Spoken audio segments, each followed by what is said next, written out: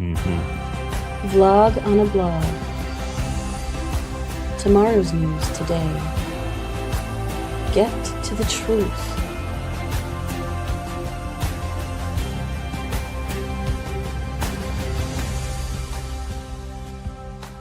Listen, learn, live. Visit us at yadaya.com. Well, it's a new week. Welcome to continuation of everything we've experienced in the last few months. Hello, Kevin. Hello, Rich. How are you, fellas? Good. Doing All well. right. Morning. Yeah, he's a dapper-looking fellow. What do you think the odds are that he's going to become Shah of Iran again? Zero. Zero. And I don't think he wants the job either, right? I mean, they're kind of pushing and strong arming. He's not like out publicly saying, "Hey, I can solve this situation," you know. He is. No, he is. Oh, He's okay. campaigning. Oh, yeah, no, he's campaigning. Oh, okay. He's doing it actually in a very appropriate way. I mean, the whole idea of regime change in Iran is utter nonsense. But Right. he's doing it in a very appropriate way, which he's saying, I will come in as a caretaker to run the country while we can set up the mechanisms for a free and fair election. And we will then set up, write a constitution, come up with a mandate for government, and then I'll step down once that's achieved. So it's a fairly magnanimous position. Sounds good, huh? Yeah, and of course in the Islamic world, we have nothing but dictators. So what would be he's actually a pretty decent human being, as was his father. So having him be imposed as a dictator would be marvelous. He'd be among the very best. But the fact is that that's not going to happen. The reason that he hasn't inherited the throne from his father in typical Islamic fashion is that Jimmy Carter replaced his father and replaced his father with the Ayatollah. So America is responsible for kicking him out. He was the crown prince at the time that he was kicked out, and his father was kicked out of Iran. And their crime was that they actually wanted the revenues from oil and gas in Iran to benefit the people of Iran, as opposed to the oligarchs of the West. And of course, the oligarchy in the West could not stand that, so they imposed the Islamic government on Iran and made matters worse because, well, they're really stupid and they're grotesquely immoral. So that's the situation. The reason I posted this is I liked his comeback. He was interviewed when he was in Germany by a German journalist who asked him just an obnoxious question. He was asked if he was an Israeli agent, and his response was, no, but my grandfather gave refuge to Jews when you burned them in the ovens. Now that is a burn. That is a burn, baby. Yeah, that's. Yes, I'm going to go along with that. There is no comeback for that one. No. At least he was responsible. See, he went up 10 notches, in my opinion, just for that one comeback. And Right. Everything I've ever heard from him is decent. The problem, of course, is that when Israel and the United States justified the second war against Iran based upon regime change, there were so many things that were wrong about that. First of all, the CIA has been involved in 100 regime change operations since the end of the last World War. Every single one of them has been a disaster without fail. If you have 100 failures in a row, and every one of them is immoral, every one of them is egregious, and you failed 100 of 100 times doing something that is duplicitous, you ought not be allowed to continue. Yeah. I would think that you're doing something that's dishonest, which is interfering in other people's situations or other people's governments, that, one strike should be enough to end the organization, like the CIA. And if you go ahead and do that and you fail not once but twice and then 3 times, that ought to have been enough to Mm. get rid of the CIA. But now it's 100 times. So with them being 0 for 100, what do you think were the odds that they were going to succeed with regime change in Iran, particularly since the last time they perpetrated regime change in Iran, we got the Ayatollah. And the time before that, we got the Shah that they replaced with the Ayatollah. Yeah, that absolutely none. There's no way that it was ever going to work. I mean, the problems that Europe is seeing with this Islamification of Europe is because of messing around in Syria and messing around in Libya, trying to train. Okay, well, since you mentioned those 2 countries, how did regime change work out in Syria, where the CIA has been working for regime change to replace Assad for the last 20 to 30 years? The How'd that leader work of out? ISIS, the leader of Yeah, ISIS is there handshaking with Vladimir Putin. How do you think that happened? That went Yeah, well. how do you think that worked out? And in Libya, how did it work out with regime change with Muammar Gaddafi? Oh, I think Hillary had a big scandal because of that. Yeah, So well, the fact they is try that they try to Libya put went it from on. the most prosperous country in Mhm. Africa to Gold-backed a hell currency. zone for the slave trade and for Islamic jihadists. Oh I mean, yeah. an absolute, complete, and utter failure. How did regime change work for us in Afghanistan? We have some clips on those coming up. Yeah, no, the Taliban's in control and they have new equipment. So yeah. Yes, they do, and of course they are treating girls and women very nicely, aren't they? Oh yes, very nice. Yeah. Oh yeah, very They- nicely. So that worked out beautifully for us. Regime change in Iraq. We gave Iraq to Iran. That worked out really nicely too, didn't it? Yes, it did. So with all of the experience, well, of course, we had regime change in Ukraine, where the CIA armed Mhm. goons to go off and replace the popularly elected government that was pro-Russia, so we could use Ukrainians as cannon fodder to go kill some Ruskies. How did that turn out? Looks like we're going to have some nuked skiers here before long. Yeah, it sure does. It sure does. So with the CIA and America failing with every regime change operation and making the world progressively worse as a result, why would anybody support such a thing? Yeah, it's someone somewhere has to be benefiting. It's just not the people that should be benefiting. I mean, someone is Well, the Some- oligarchs in the United States and the UK that like to divide up countries for their own personal wealth, they think that they are prevailing, at least in the stock they own of the industrial short term. military complex. But even to them, they're losing on every Mhm. play because they're ignorant and irrational. So they're losing Yeah. on every play as well. Everybody loses. Then in Iran, you had another problem, and that is that the protests this time were different than the protests previously. The hijab protest, for example, was natural grassroots women in Iran protesting Islamic oppression. Mhm. This time, the protests were not germane to the Iranians. They were absolutely conjured up the same way the Yeah. protests played out in Ukraine. They were armed by the United States. They were incited by the United States. And the United States armed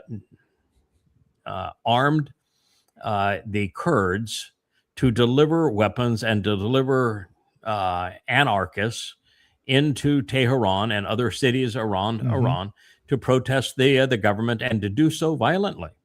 And Yeah, they it's a did. baby bay of pigs. Yeah, baby bay of pigs. Yeah, it was a baby bay of pigs by arming Kurds to go play the stooge.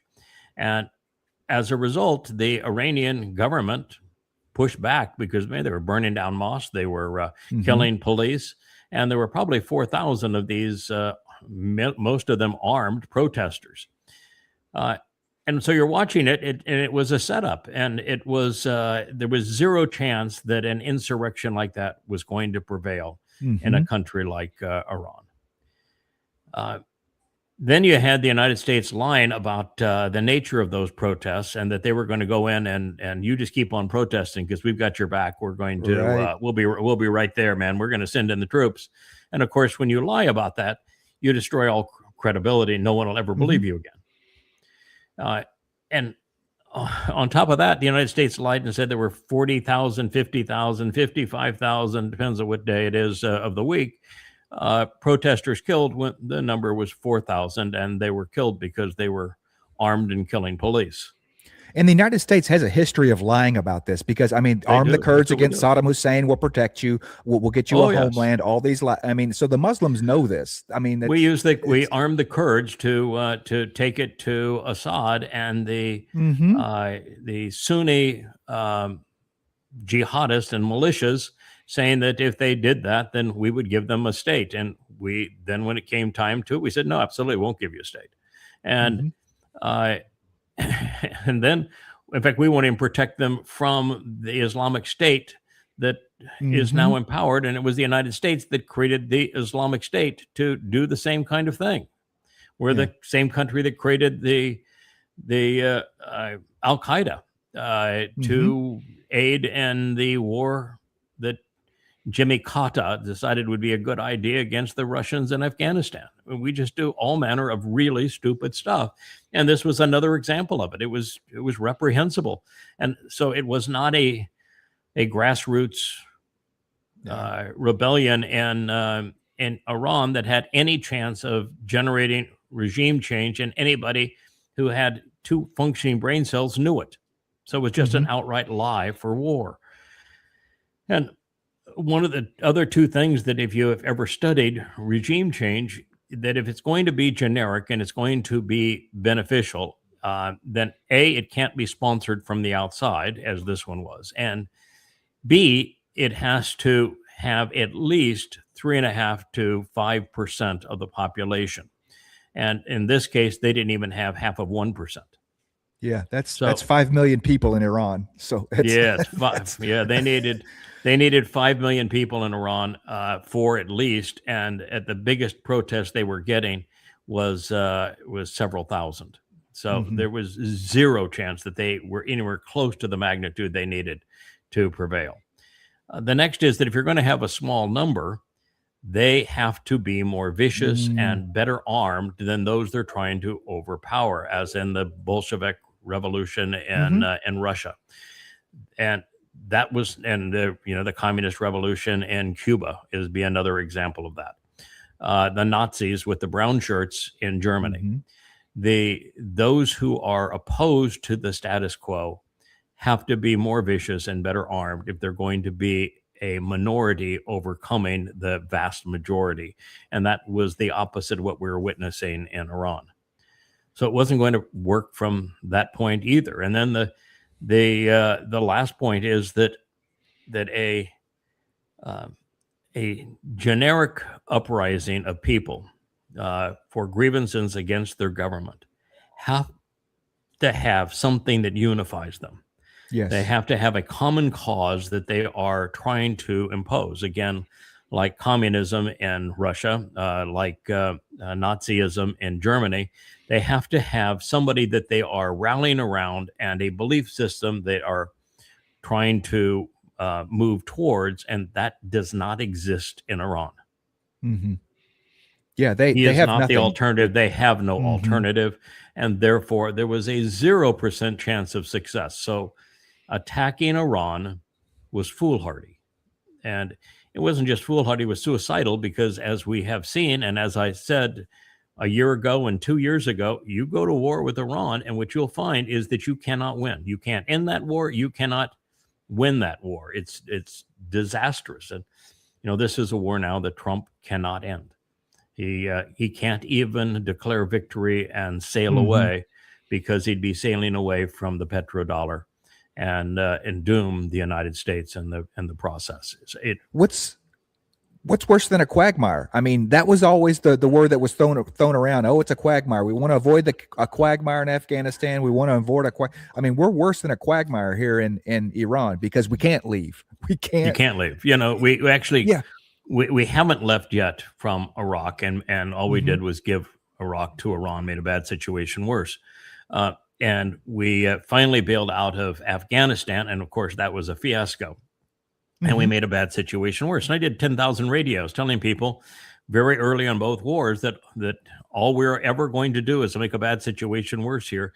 If we pull out tomorrow, if we pull out 10 years from tomorrow, we're going to make a bad situation worse.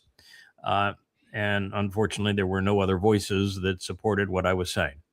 But that's exactly where we are in Iran. The longer we stay, the worse it becomes.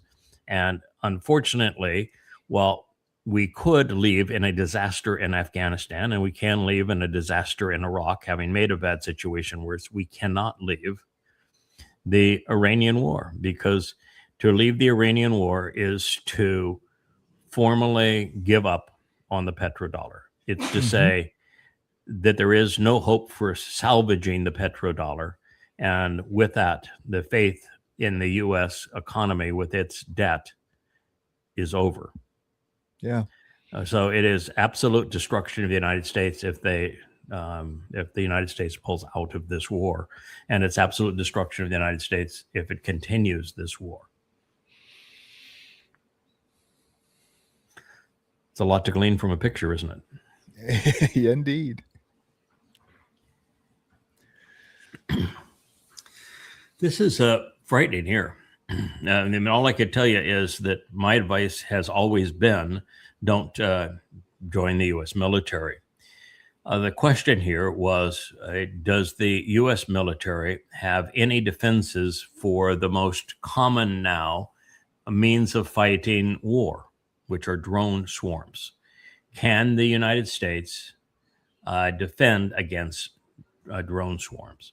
Now, this is based on the color of his uniform. I think this is an Army general.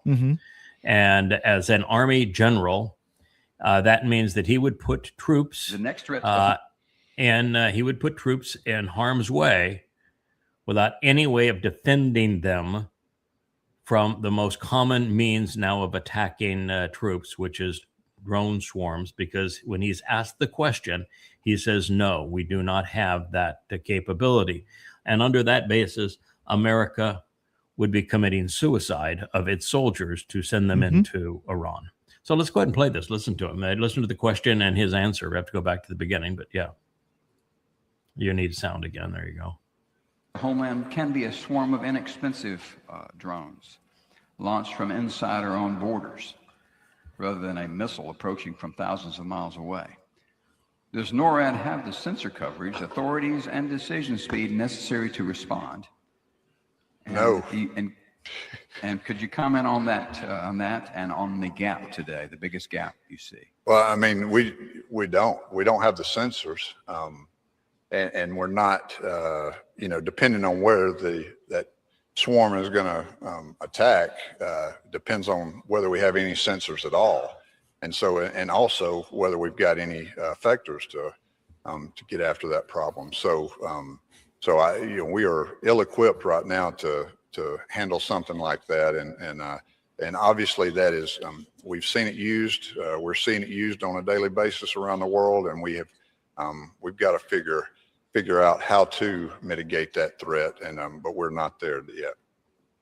The next threat. Now that was the question was specific to drone swarms launched inside the United States, and that, in other words, somebody fills up the majority of a shipping container, a truck, a trailer truck with drones in it, which is what the Ukrainians did when they attacked the strategic bomber fleet of the Russians. And of course, you just have faux things around the outside, and there's so many trucks that go across the Mexican and Canadian border that would be fairly easy to bring in. And what he's saying is, even inside the United States, we have no way of doing it, and we have no way of doing it outside of the United States.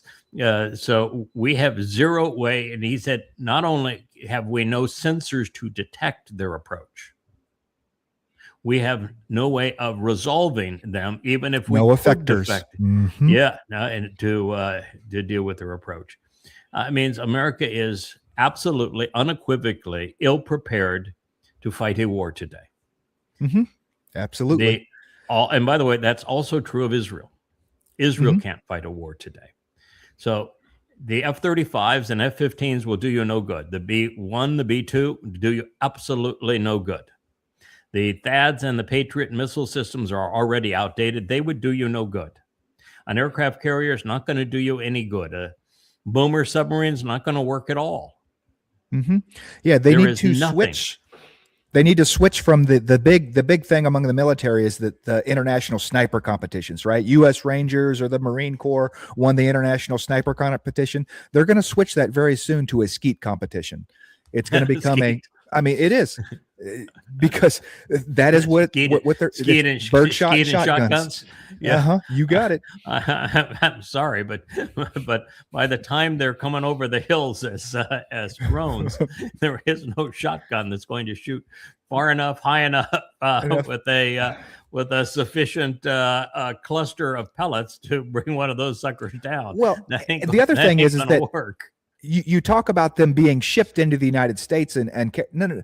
Ukrainians are building these things in their basements and taking them to the front. You know what I'm saying? Right. So Yeah, I mean, well, it could very yeah, easily. I was just mentioning that the question was posed to the United States, which means the United States is defenseless.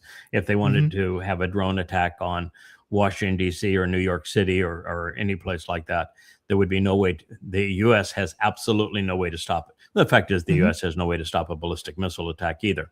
But and I'm just projecting it forward to say that because this is now how wars are fought, the United States has no means to project a force, which means the U.S. Navy and the U.S. Air Force, in terms of being tools to project a force, cannot be used. Your military now has absolutely no value because you cannot invade and occupy any place if you cannot deal with detecting and intercepting drone swarms, because the drones are super inexpensive. I mean, they have drones now from all the way from you buy them off of Amazon and you put some ballistics on them, and they're in the hundreds of dollars to most a few $1,000s, up to very, very sophisticated, large, powerful, exceedingly fast, highly maneuverable, technically advanced drones that are into the millions of dollars. But everything else, the bases that America operates, the ships that we use, the airplanes that we fly, those are hundreds of millions or billions of dollars, and therefore America is just ill-equipped. America does not have the means to engage in a war anywhere in the world. And for America to spend $1.5 trillion on its military and its spy apparati, to get so far behind the curve that it can't fight a war. Yeah. What in the hell is the purpose? I've seen the sensory network he's talking about in the United States is already there.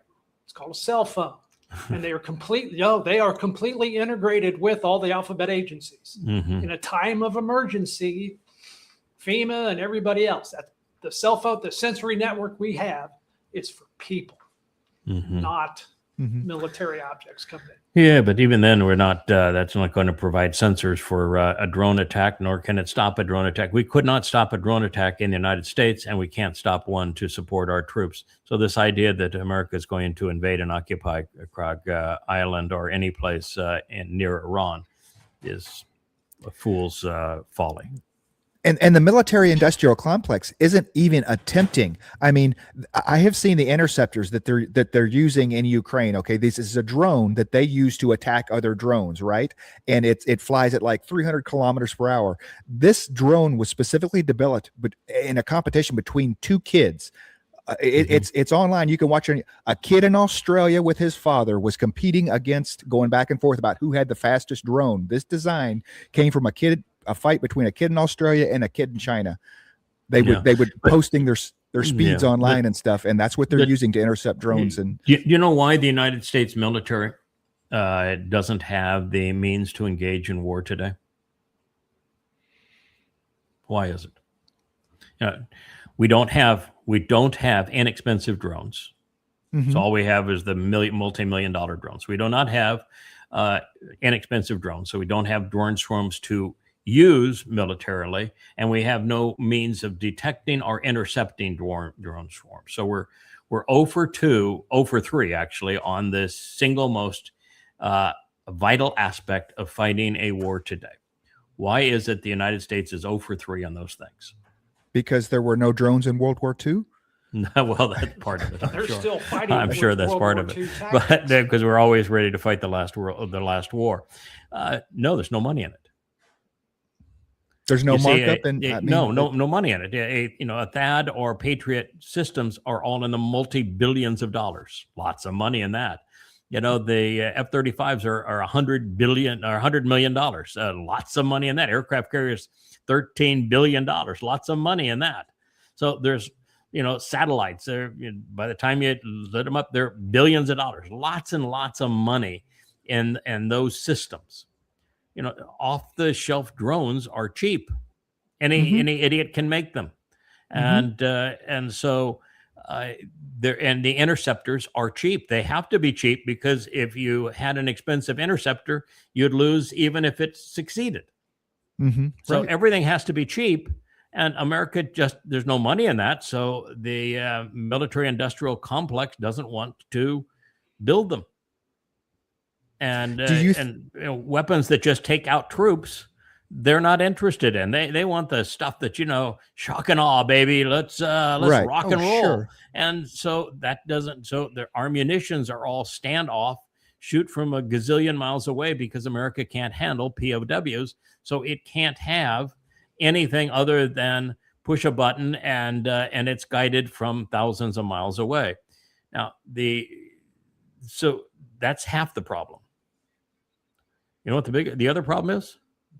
I was going to guess raw materials because I mean I don't know what the ratio would be to using the raw materials, these elements and stuff that are very difficult to get, and circuit boards and things like that. That a THAAD, each one uses one, and you have to have 500 drones to do the same thing. No, the technology, the raw materials that you need to build drones and drone swarms are pretty cheap. The raw materials to build satellite detection, not satellite, but land-based detection systems, and then guide them. That's not so much, but certainly in terms of building drones, they're made out of ordinary materials.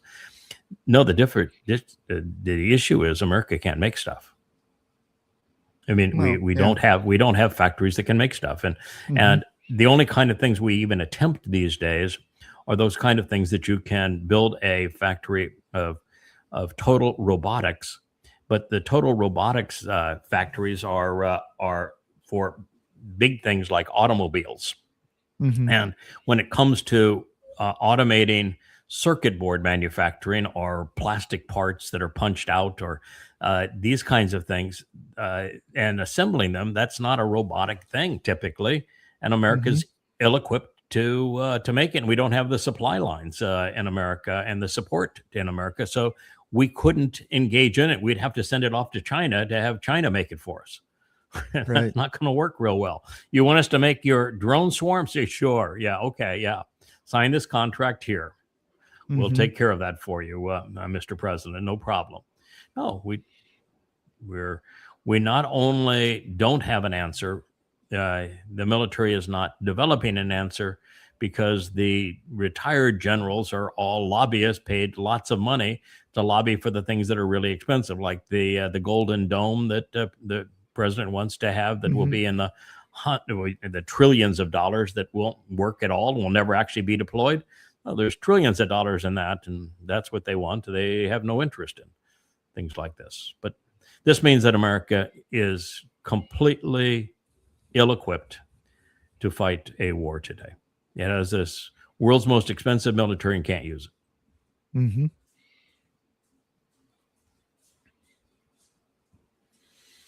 Yeah, this is just so sad.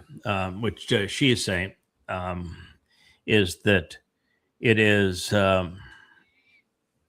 despicable that women will say that wearing a hijab is a choice that Muslim women ought to have the opportunity to make. And to say that it is a form of discrimination and harassment is called Islamic phobia. And so what she says is, go do what I did. Go put one on. You go wear it for a day. You see how dehumanizing it is. You see how crippling it is. You see how isolating it is. And then you remind me as to how that is a reasonable form of expression as opposed to just outright discrimination and the dehumanizing of women, the isolating of women. And so it's a decent bit. It's very short. You can play it.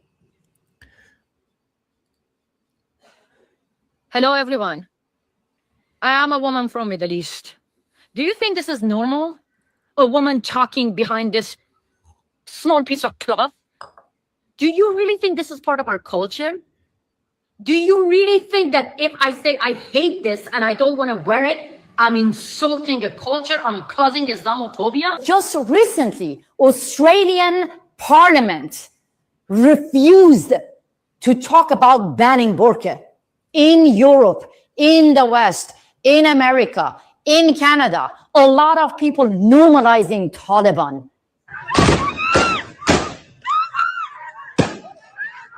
I am making this video simply to address an issue that the whole world believe that it's not their problem. Women in Afghanistan face guns and bullets, get beaten up, and get arrested for not covering their face. Yes, I'm not talking just covering their hair.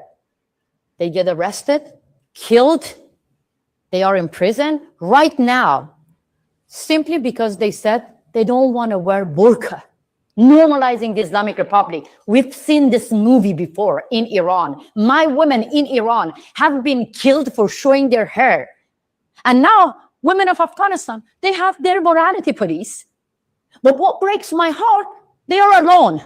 They became like statistics.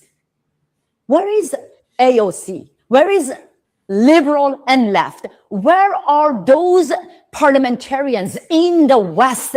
They told us, shh, that causes Islamophobia. We don't want to talk about banning burqa. I'm here to be the voice of women of Afghanistan because they have been our voice when Mahsa Jina Amini got killed. It's beyond sad.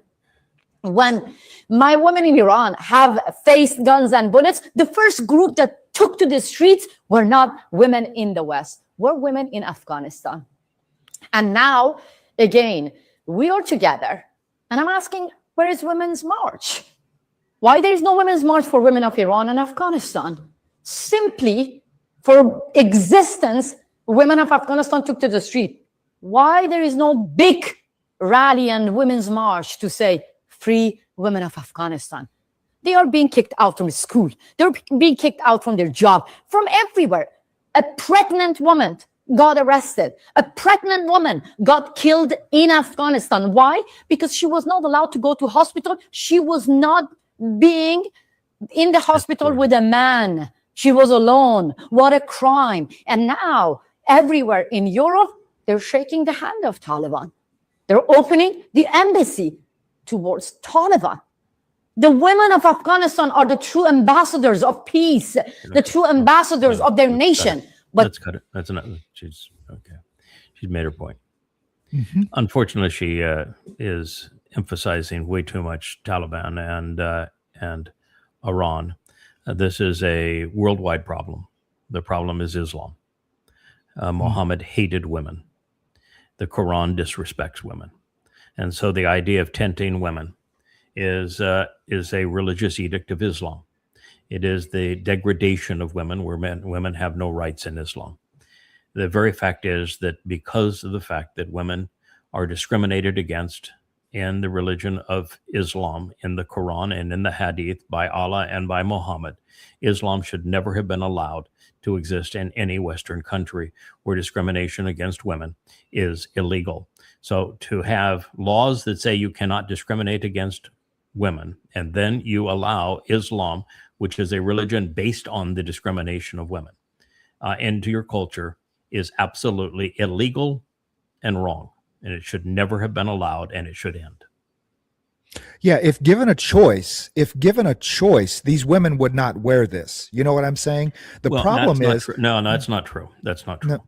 That's not true. It's not even close to being true. And that's what really pisses me off about Islam. I've have more scars from Islamic women than I do from Islamic men. Mm. They're vicious. They buy into this piece of shit. All you have to do is listen, put a mic in front of any Islamic woman anywhere in the world, and she will brag about her jihadi son and creating martyrs. No, they buy into it. They are abused. They're Stockholmed. They are the most vicious of all Muslims are actually the women. And I know this personally because having done 10,000 radio interviews and having written Prophet of Doom and now Goddamn Religion, I'm a lightning rod for them. And I will tell you, I get far more hate letters and vicious attacks by women than I do men. So absolutely, they would continue to wear it because that's the nature of this religion. It's the religion that needs to be outlawed because it perverts the entire culture into being demeaning to women. That's the problem. The problem is Islam. It cannot be allowed because of what it does within the culture. And even when an Islamic woman is here at St. Croix, there's a bunch of Muslims and the women all wear hijab. Yeah. Why? Why would they do that here? Because their husbands will beat them senseless if they don't. That was kind of my thought where I was going with that this idea that she speaks specifically of Australia, not talking about banning the burqa. If they had banned the burqa, then it makes it illegal. Then at least the women aren't making the decision that, so that the men are going to beat the hell out of them and make them wear it. It's legally they can't. So they would sort of be protecting the women from that. I don't know, but I get what I agree completely with you when it comes to women being the most vicious when it comes if you to have a culture that says you cannot discriminate against women, then you cannot allow Islam. Yeah. Oh, simple. It's just simple. It's not complicated. If you have a culture that says it's inappropriate to discriminate against women, you have a culture that cannot allow Islam. Because it does, and it's based on it, and it's cannot be resolved. That problem cannot be removed from the religion. It is what it is. Oh, it's post after post today about that. Yeah. This woman is bragging that without Muslims, Europe would be centuries behind. Not the Islamic world, mind you, still trapped in the world of Muhammad in the 7th century. Oh, no, it would be Europe that would be a century behind. They'd have no technology, even though there's not a Muslim that's ever invented anything that's technologically advanced. They'd have no industry, even though there's no industry in the Islamic world. They'd have no computers, even though computers have never been made in the Islamic world. And they would have no AI, and though AI doesn't exist in the Islamic world unless it's funded and built by Westerners. The religion is so toxic. It inverts reality. I mean, how inverted do you have to be to believe that God spends all of his time in hell torturing people? Yeah. How inverted do you have to be to say that killing people is rewarded by multiple virgins in paradise? How, I mean, how stupid do you have to be to believe the dumbest, most immoral book ever written? And yet this woman is a classic case. She swallowed the poison, and she is a vicious, nauseating Muslim. And as such, you can't fix this religion. You have to quarantine it. It needs to go back to the countries where it exists. And unfortunately, the first Muslims were so vicious, they compelled Islam. And it wasn't just this old notion of the sword, convert or die. Because when the conquest occurred in the first 100 years of Islam, the Quran didn't exist. There was no written Quran. And so they weren't trying to convert anybody. Those conquests through what is now 55 countries, and it was even further, and they were pushed out of some. But those conquests were not for religious purposes. They were not trying to get anyone to convert. There was nothing to convert to. It was, we're here. We're here to steal what's yours. We're going to rape the women. We're going to sell the children into slavery, and we're going to murder the men. That's what we're here to do. There was no convert or die. There was nothing to convert to. There was. Yeah. Yes, Be a we're slave gonna or steal your be country. dead. We're going to steal your women. We're going to steal your children. We're going to steal all your possessions. That was the first 100 years of Islam. Yeah. I just, her whole point that there wouldn't be any of these things without Islam, computers and tech. What did the British do for the Wahhabis to be able to overthrow the Turks out of Saudi Arabia? They gave him technology. They gave him guns, right? Otherwise, they were whacking each other apart. And for the most part, they still waged their war against the Ottoman Turks on camels and swinging scimitars. They weren't technically advanced enough to use guns. Well, you look at Qatar, Kuwait, United Arab Emirates, and particularly Saudi Arabia today, collectively having one of the largest armed forces in the world in terms of weapons. They in terms of defense spending, Saudi Arabia is in the top 10 of the world. And yet there isn't a single Muslim in Saudi Arabia that can wield any one of those weapons. Not one in Kuwait, not one in Qatar. They can't find people in the Islamic culture to wield those weapons because they're not smart enough to use them. And so not only is there no technology being invented or manufactured in the Islamic world, for the most part, the Muslims can't even be trained to use it. Yeah. This is I wish people had an appreciation of how crippling a religion Islam is. Deadly, deceitful, debilitating.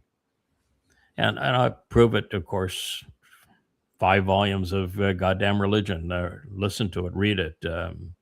It's irrefutable because it's based entirely on the Islamic scriptures. I don't know of anyone in the world that is trying to break into Muslim countries.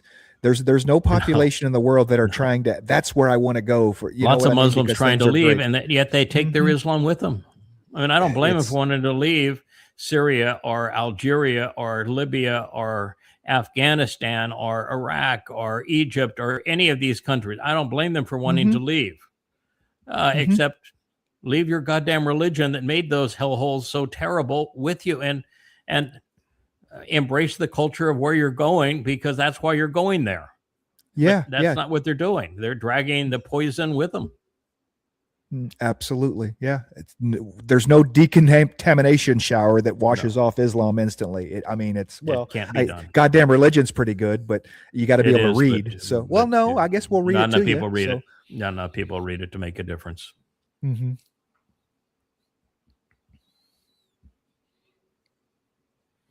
Yeah, here we go again. This is a picture of a man. I think he's in his mid 30s, early 30s. He is marrying a 10-year-old girl. There's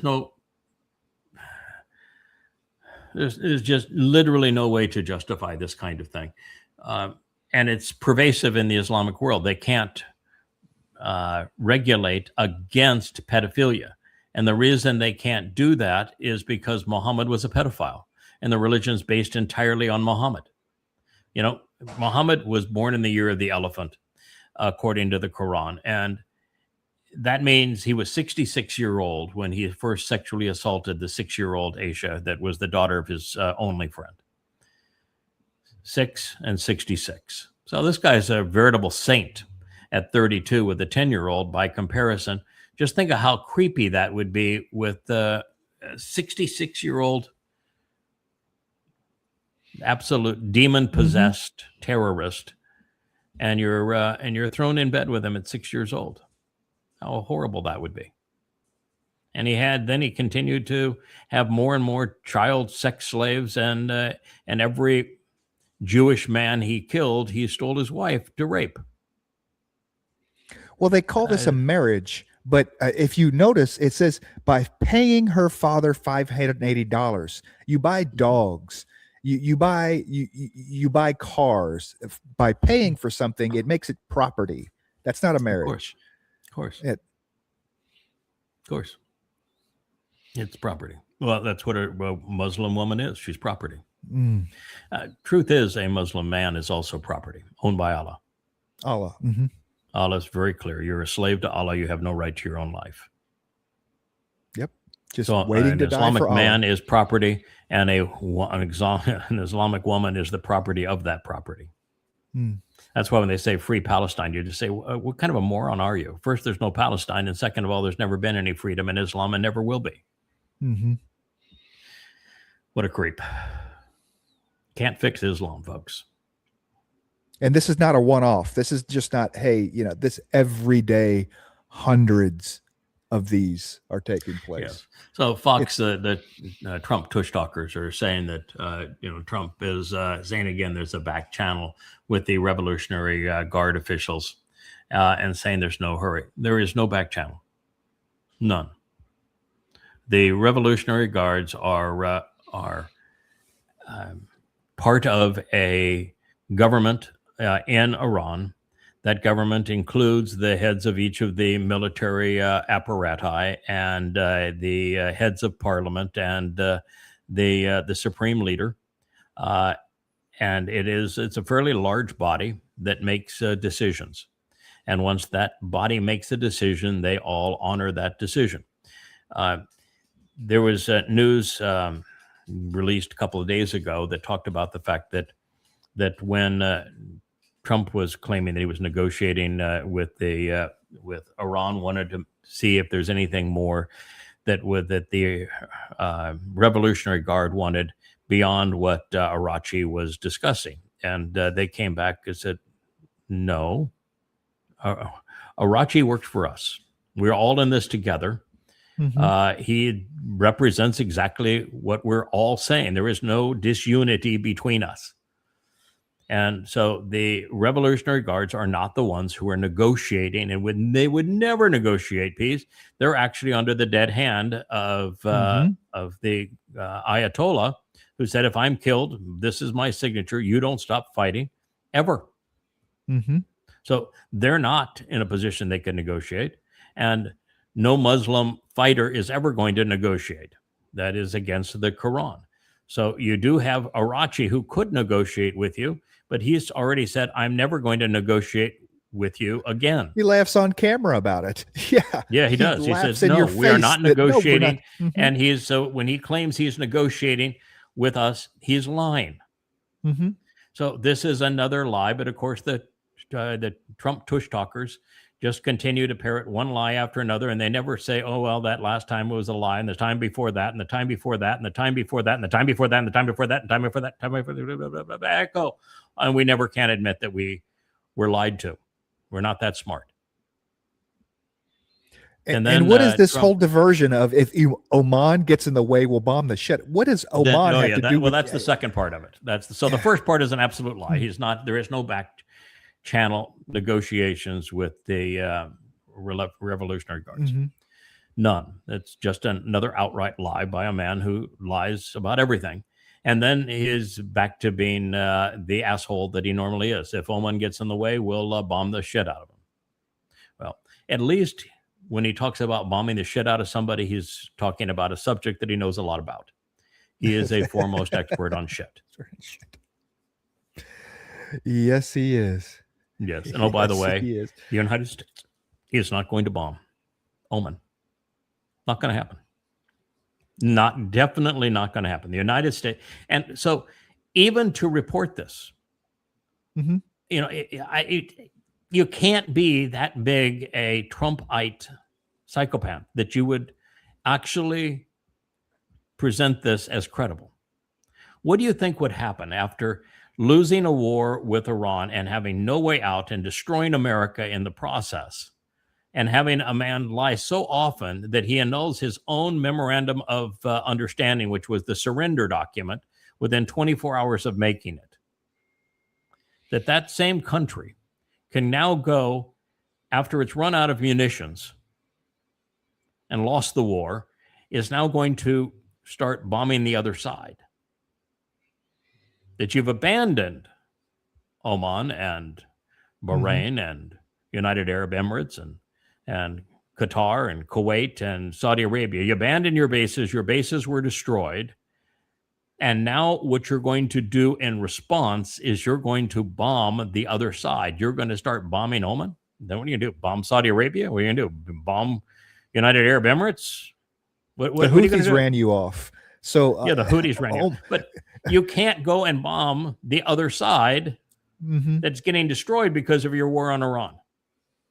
right. I mean, it's just the dumbest thing you could possibly say. And to threaten one country after another with, I'm going to bomb the shit out of them, someone's got to wake up and say, you know, this guy really is Satan. That guy that proved that he was This- Satan, he's really right. He really is Satan. Mm-hmm. We ought to stop being MAGA. This is stupid. He's Satan. All right. It's a bit like the Stalinists whenever during the World War II, they would hand them the one guy a gun, another guy the magazine, and when this guy dies, you pick up the gun and now you have shots. But they couldn't retreat because their own guys were having machine guns pointed at their back. You know, it was Yeah, there were not what's- enough bullets to go after the Germans. So they their thought was, we'll just send Russians without bullets Mhm. against the Germans, and the Germans will finally wear themselves out killing Russians. And after they've shot millions of Russians running at them, they'll run out of bullets, and at that point we can bludgeon them with knives and clubs and whatever else we may have available to us. Since we don't have any bullets to shoot at them, we'll just take all of their bullets by sending people out. Well, that was stupid. I'm not sure there's a correlation here. This No, I this meant the guys point with here- machine guns. The Russians with machine guns were so that the Russians couldn't retreat. They said, you either But go this- fight yeah, against. no, I know, but there's Oh. no correlation with that. Oh. This is no correlation whatsoever. This is Trump saying that the people that have been attacked because we've started a war with Iran, Mhm. that have been attacked because we abandoned them and we started a war with Iran. Now we're going to start bombing them. Yeah, if you So guys we're leave going to us, bomb we're gonna bomb. the only people that we had a prior relationship with. Mhm. So I guess we're going to take Iran out of the responsibility of having to bomb them anymore. America will just start bombing them. Right. At least we can win that one, right? That's- No, can't win that one either. No, because that is the demise of the petrodollar all over again. No, you can't win that one. Hmm. But that would be, I guess akin to, if you want to make a World War II analogy, it would be like saying that after America bailed England out of another what would have been imminent war loss, and they were receiving all manner of attacks from Russia, not from Russia, from Germany, that we would just go ahead and help the Germans out and start bombing, The bombing. London. Mhm. I mean, Right. why tax the poor Germans having to fly the Luftwaffe over? We'll just bomb London for you. We're already here. Yeah. And then while we're already here, let's go ahead and bomb London. No problem. Mm-hmm. We're already here. Yeah, we're already here. Let's just. I think London would be an easier target for us anyway. We'll bomb the shit out of London. That's the Call it a win. yeah, that's the equivalent. Yeah, this is fairly well done. This is a 16-year-old jihadist. The world is all upset because Israel killed him, and because he is a 16-year-old child. But it's the nature of Islam. You're a young Muslim. You are a young viper. Mhm. The religion does not allow any Muslim boy to grow up and not be a jihadist. According to the Quran, all Muslims have either died killing for Allah or they will die killing for Allah. That's the 8th surah of the Quran. I'm sorry. It's just, I wish the religion wasn't that way, but it is that way. So, but the problem isn't Palestinian, because there are no Palestinians. The problem is not terrorist, because terrorist is a tactic. It's not it's not an edict that causes anybody to do anything. There is no religion of the terrorist. So terrorist is a terrible term to use because it describes a tactic, not the motivation. Palestinians doesn't even exist. And of course, the one thing that actually mattered, Vivid left out. Mm-hmm. He's a Muslim. Yeah. Vivid is the dumbest piece of shit, I tell you, on the planet. I think he may be dumber than the jihadist here. And because he can't tell the truth, he's useless to Israel. Counterproductive. Mm-hmm. You know, this is in accord with the Quran, with the Hadith, with Allah and Muhammad. That's why he is doing these things. And until you expose and condemn the motivation for these things, you're going to continue to have those things. And it does not matter how many bullets and bombs you drop. You killed a 16-year-old that was acting in an aggressive way. Well, guess what? There'll be another one and another one Mm-hmm. and another one and another one. They'll just keep on going. Darren. You Yeah. can't deal with them unless you understand the motivation of the religion and deal with the religion. And of course, Vivid is a nincompoop when it comes to that. Yeah, his age is not an issue here. I mean, I don't care how old you are. You point an RPG at a tank. You know, I mean, you have to condemn the religion that set this up and allowed Motivates us, children that to makes do this. that makes this okay. Yes, that yeah. That makes this okay.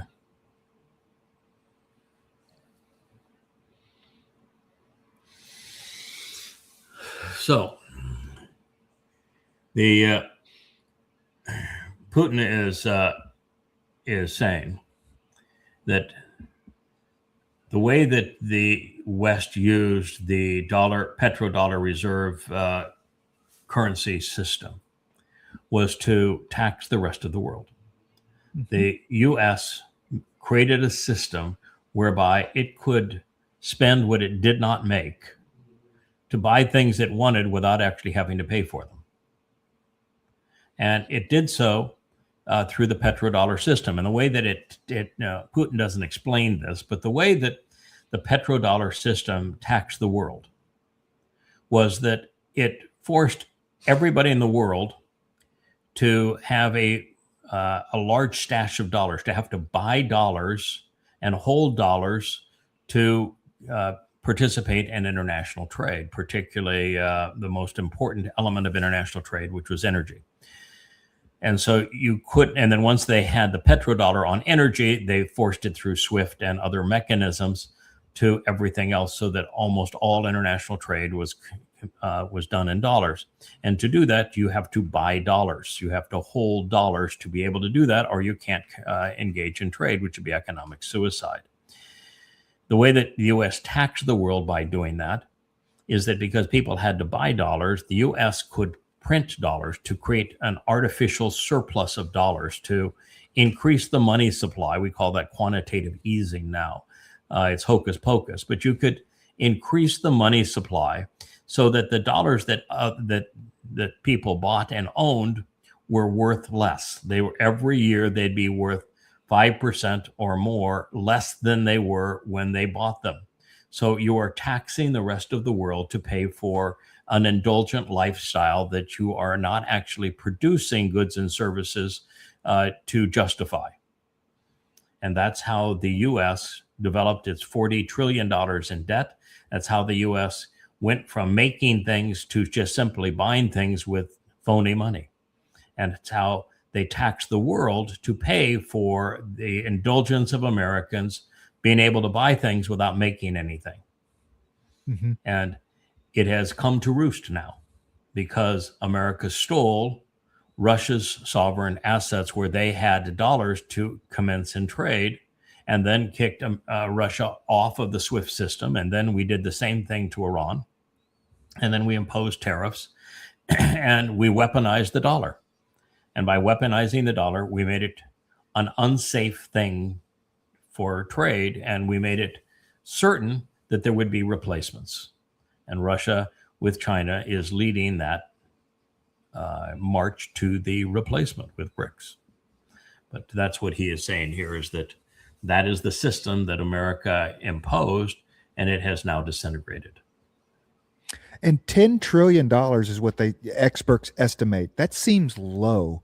That $10 trillion seems low, because the idea isn't that they're buying cash. They're buying bonds, right? They're buying U.S. treasuries, right?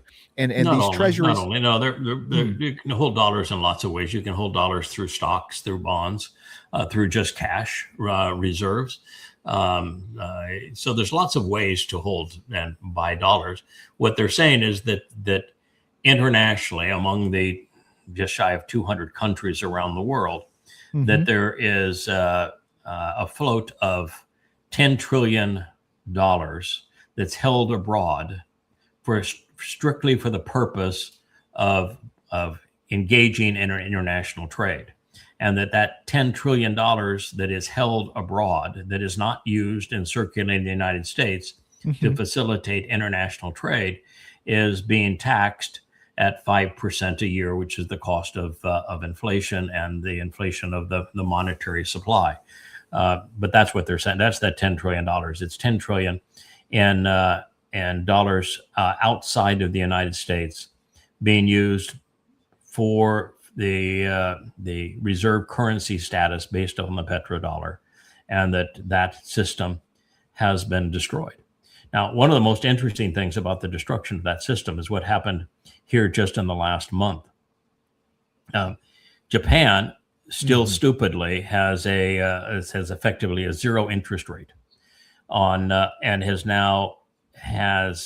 debt that's, rather than the United States at 120 to 140% of GDP, Japan's debt to GDP is in the range of 300%, really high, and because Japan can't raise interest rates on its debt at that level without making the debt twice as service of the debt the largest annual budgetary item.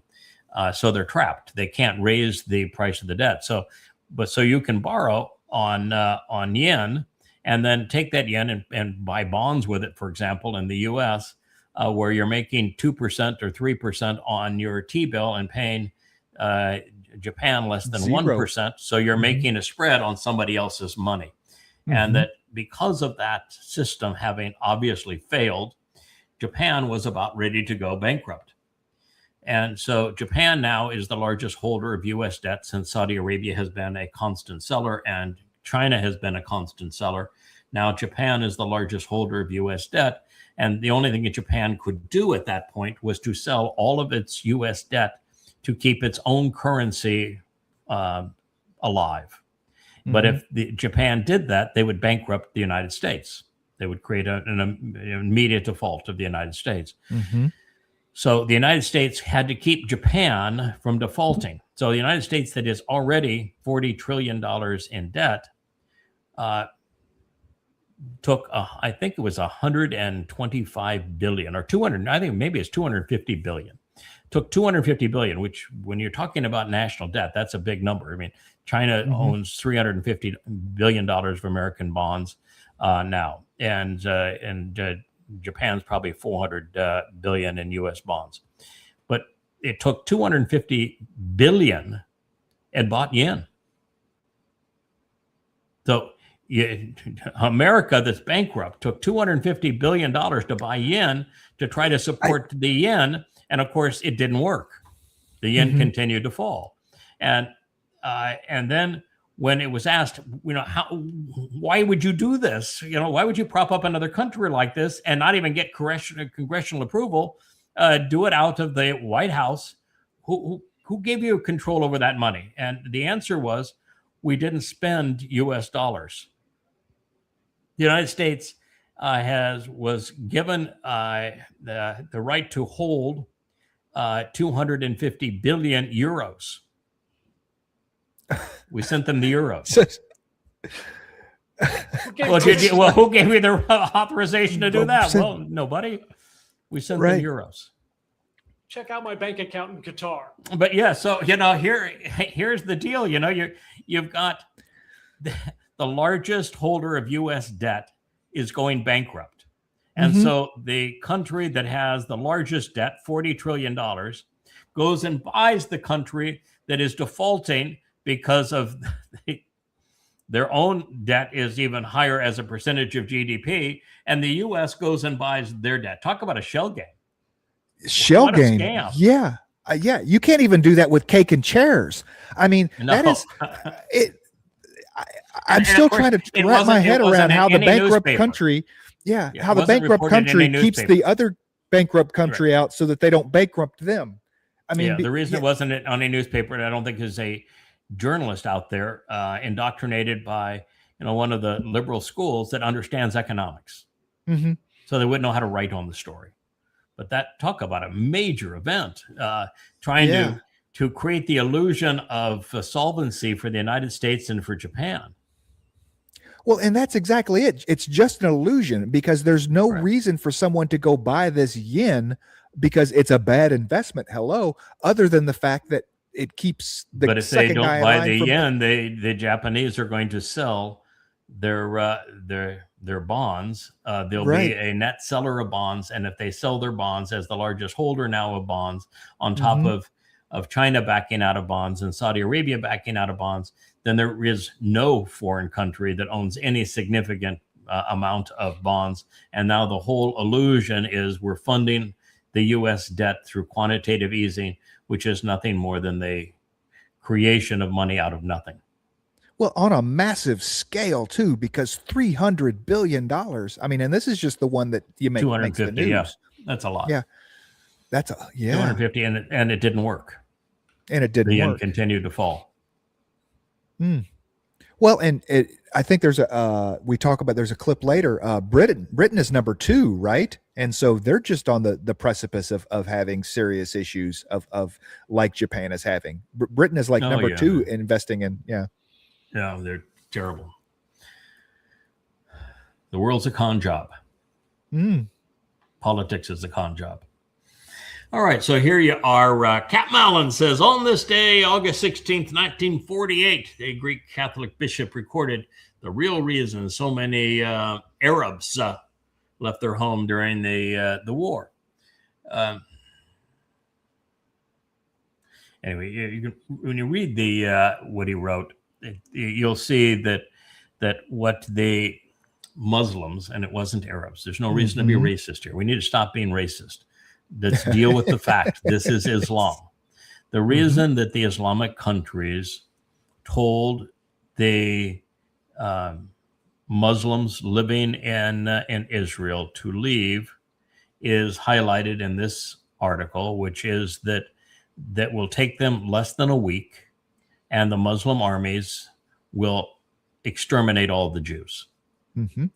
So in less than a week, the Muslim armies will exterminate all the Jews, and then you can come back and live in whether it be the West Bank or Gaza or the British mandated territory that they stole from the Ottomans.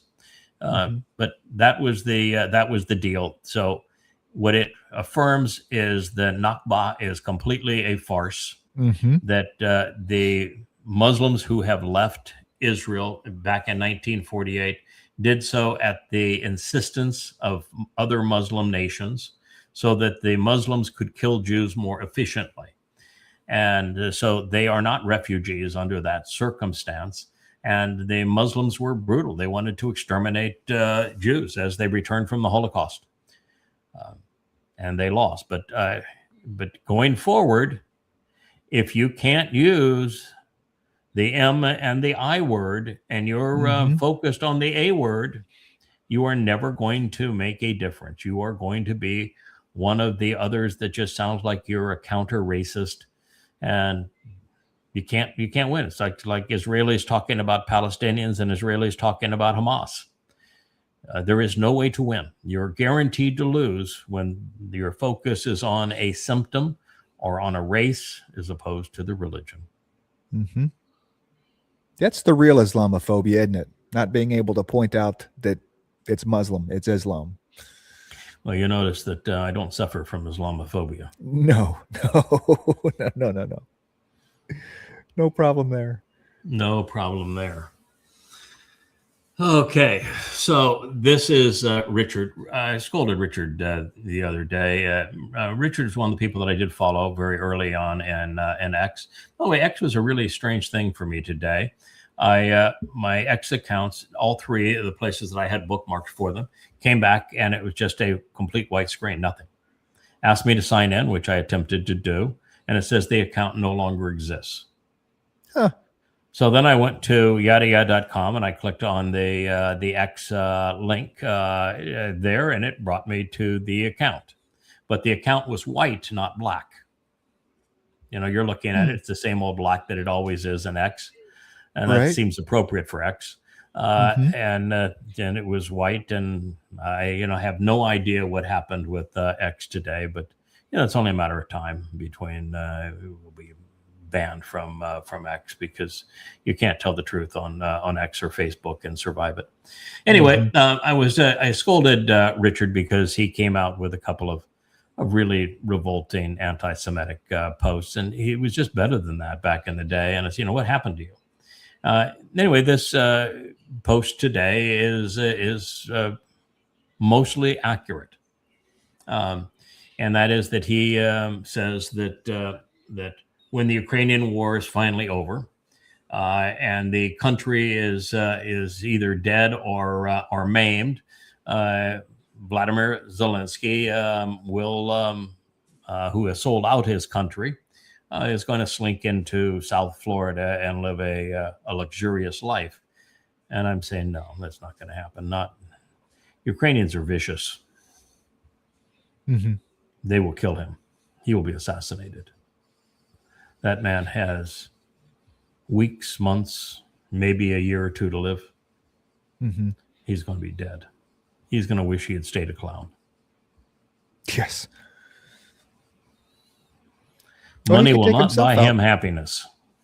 He could take himself out with OD on the cocaine. He could. That would be merciful. The number one goal is and always will be that Iran cannot have in any way, shape, or form a nuclear weapon. That was not the number one goal. It was regime change. We heard you say it was regime change. And, oh, by the way, Iran didn't have a nuclear weapon.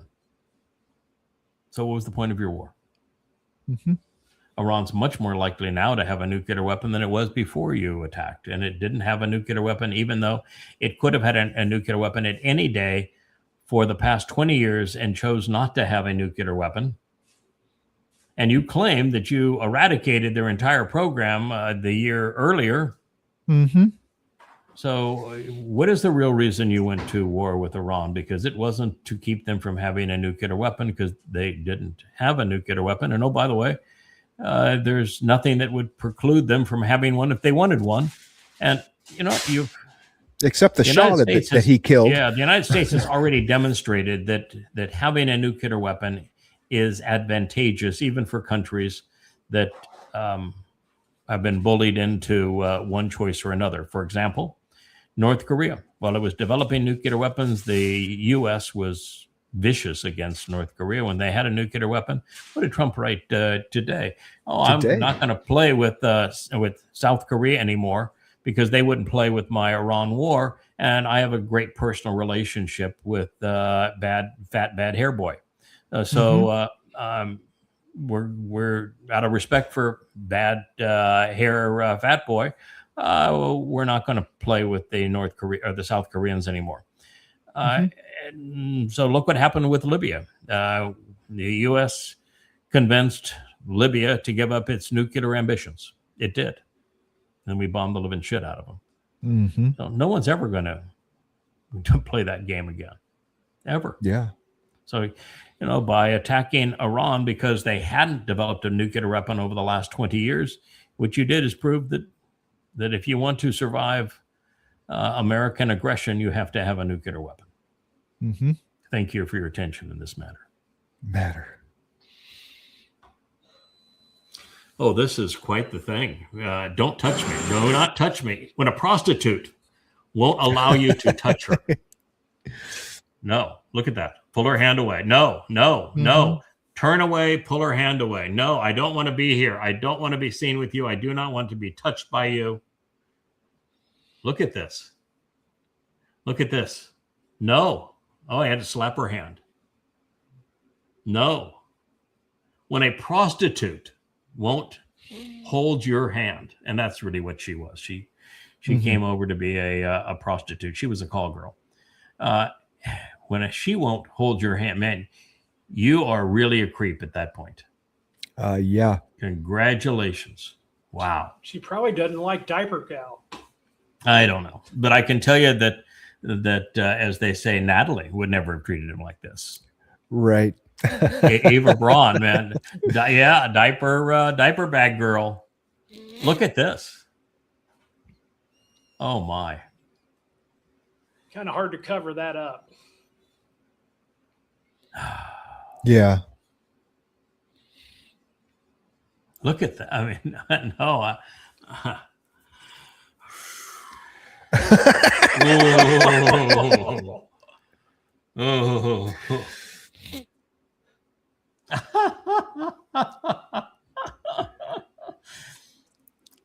Oh, you can't even bribe a prostitute. Yeah.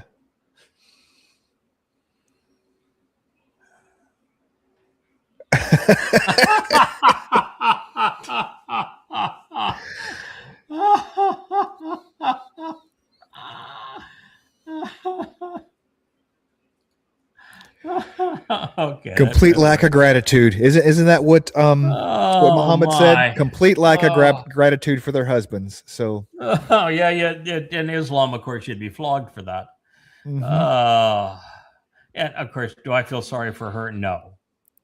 she's No, trash. absolutely not. No. Absolutely not. Yeah. She's an Epstein tramp. No. Mm-mm. There's lots of women who were used and abused by Epstein, and I feel sorry for them. But she was definitely part of that, recruited by Epstein. But she managed to play herself into the position of being FLOTUS as a whore. So yeah, I think you made your bed. Oh yeah, You made beds absolutely. with a poopy pants man. Mhm. Actually, she doesn't sleep in the bed with poopy pants man. Natalie does, and the butler. Mhm.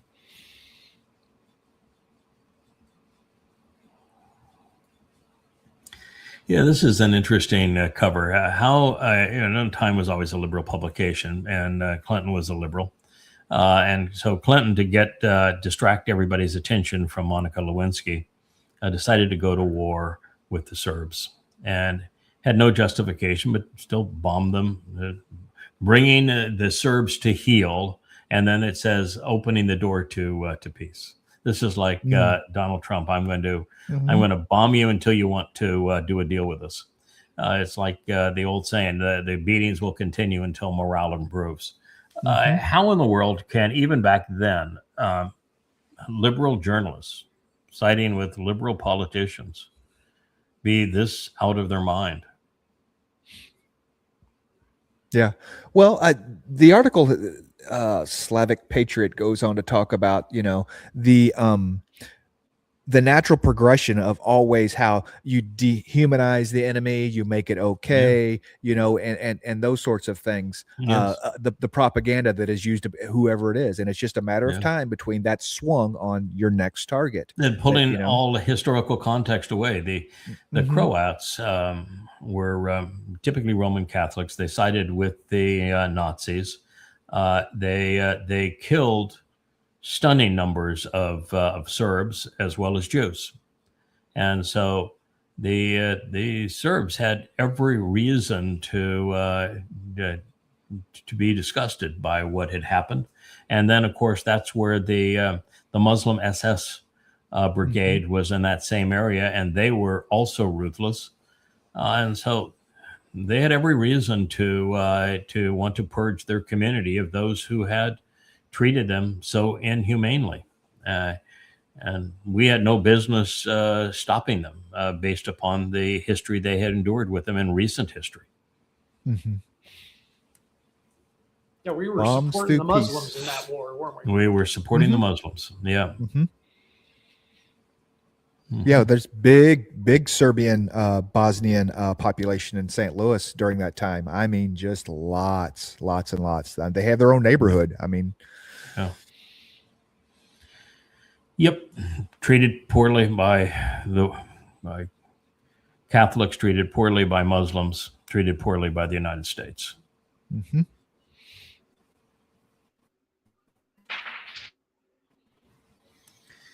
Yeah, so here's a couple of guys. They're talking about when Muslims had the upper hand in India, they slaughtered 80 million Hindus. Same thing will happen the moment the Muslims have the upper hand. Unfortunately, they're guys with "We Love Jesus" on their shirts, so they don't really have much credibility. In fact, I think to effectively write a book like "Goddamn Religion," the 5 volumes of it, condemning Islam, you really have to also condemn Christianity. You can't wield one religion against the other religion when both religions are wrong, and both religions have a long history of dehumanizing and perpetrating genocide against Jews. But the truth is that the Islamic conquests following Muhammad's death are unquestionably the most ruthless, most savage in human history. There's nothing that compares to it. Somewhere between 200 and 250 million people killed, enslaved, raped in the first 100 years of Islam. And it continued. They continued to enslave, rape, plunder, commit acts of mass murder for 1,000 years. And now it's just localized apartheid and genocide within those Islamic countries. It's the worst curse in the history of humanity. Mm.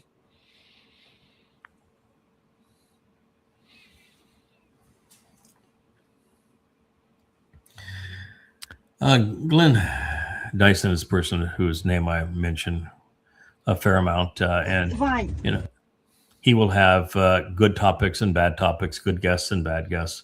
Here is a post that he's making on his own, and he is absolutely right in this regard that the Ukrainians have become savages. They are pulling people off the street, mugging them, and throwing them into vans and throwing them onto the front lines to die. And here's a woman they're throwing now also, and it's for the West to continue to pretend that Ukraine is fighting for democracy and that the Russians are the aggressors in this war is one of the most naive, irrational, ignorant, and immoral allegiances ever.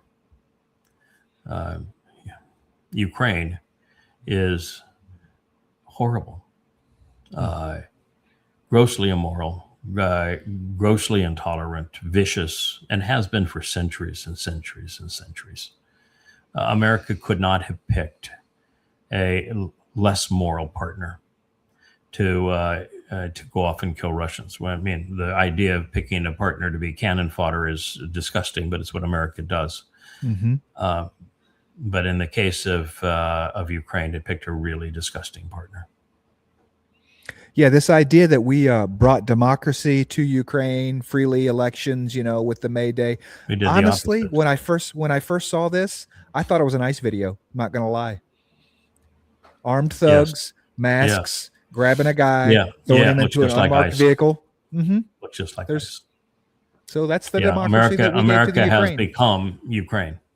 Mm-hmm. And in Ukraine, it's neo-Nazis. So who do you think ICE are? Yeah. Yeah, there's Yeah. really no differentiating between the two. Except rather than sending the people to a concentration camp, which is what ICE is doing, Mm-hmm. they're sending them to the front line where they have about a 3-week long. Oh yeah, I bet this dude would love to be deported. Please deport me, right? I mean, God, yeah. Love to be deported, yeah. mm-hmm. By comparison. Yeah, this is chilling. No one can fix Islam. He's asked questions, how many people did you kill? How many people did you rape? What did you do when people were pleading for their lives? He said, yeah, so what? Yeah, they begged me not to kill them. Why'd you kill them? I don't know. Well, how many people did you rape? Well, I probably killed 900 people myself. Raped 50 little girls, 200 women. What do you do with a person like this? I mean, you don't incarcerate them. There's no reason to allow them to live, right? You don't try to rehabilitate them. What do you do with a person like Oh, this? Yeah. Public hanging. I mean, so make an example, public hangings. Yeah. I can't imagine 900 people, you know, I mean, this, Okay. Well, 50 little girls, to rape 50 little girls? No, in fact, even hanging isn't sufficient. That's why Yahweh says, I'm going to have sevenfold retribution. You know, he is going to endure 7 times 50 and 7 times 200 effects of what it is like to be violated and raped, where you have no control. And he will endure 900 times 7 what it is to be savagely murdered over and over and over and over again. His recompense is going to be extreme before he is sent to Sheol. Sheol is not a place of punishment. It's a place of incarceration and separation. And so those people like this asshole are going to have to be held accountable. Those 50 little girls need to see that he is held accountable. Those 200 women need to see he's held accountable. Those people who begged for their lives and he went ahead and killed them anyway need to do that. But there's only one thing on earth that is capable of motivating someone to be this savage. And as bad as Marxism is, and it is grossly immoral and vicious, there's only one thing that is capable of perverting a human to the point that he would murder 900 people begging for their lives, rape 50 little girls and 200 women. Islam. That's why Islam cannot be tolerated any place where people expect to live decent lives. It's incompatible.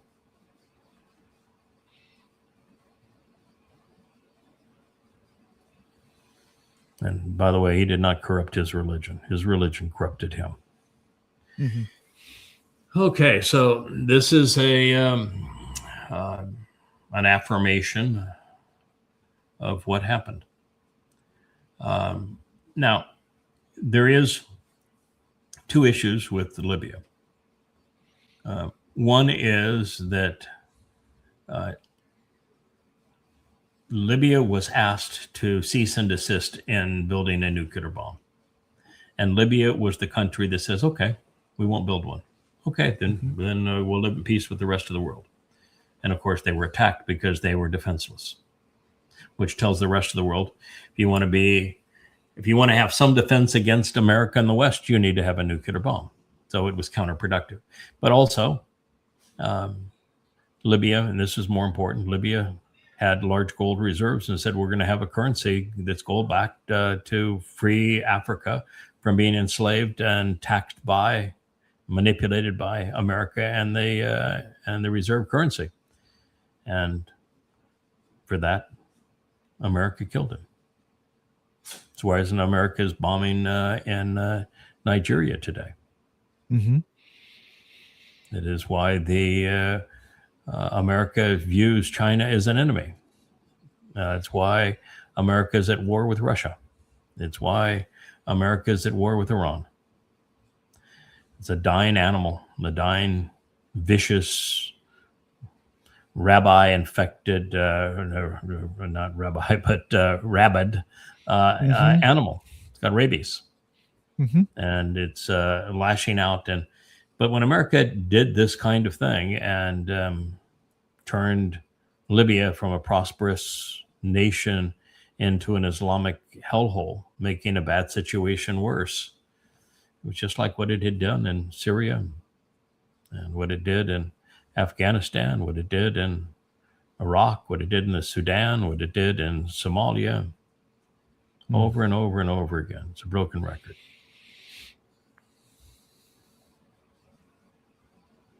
It's revolting what America has done.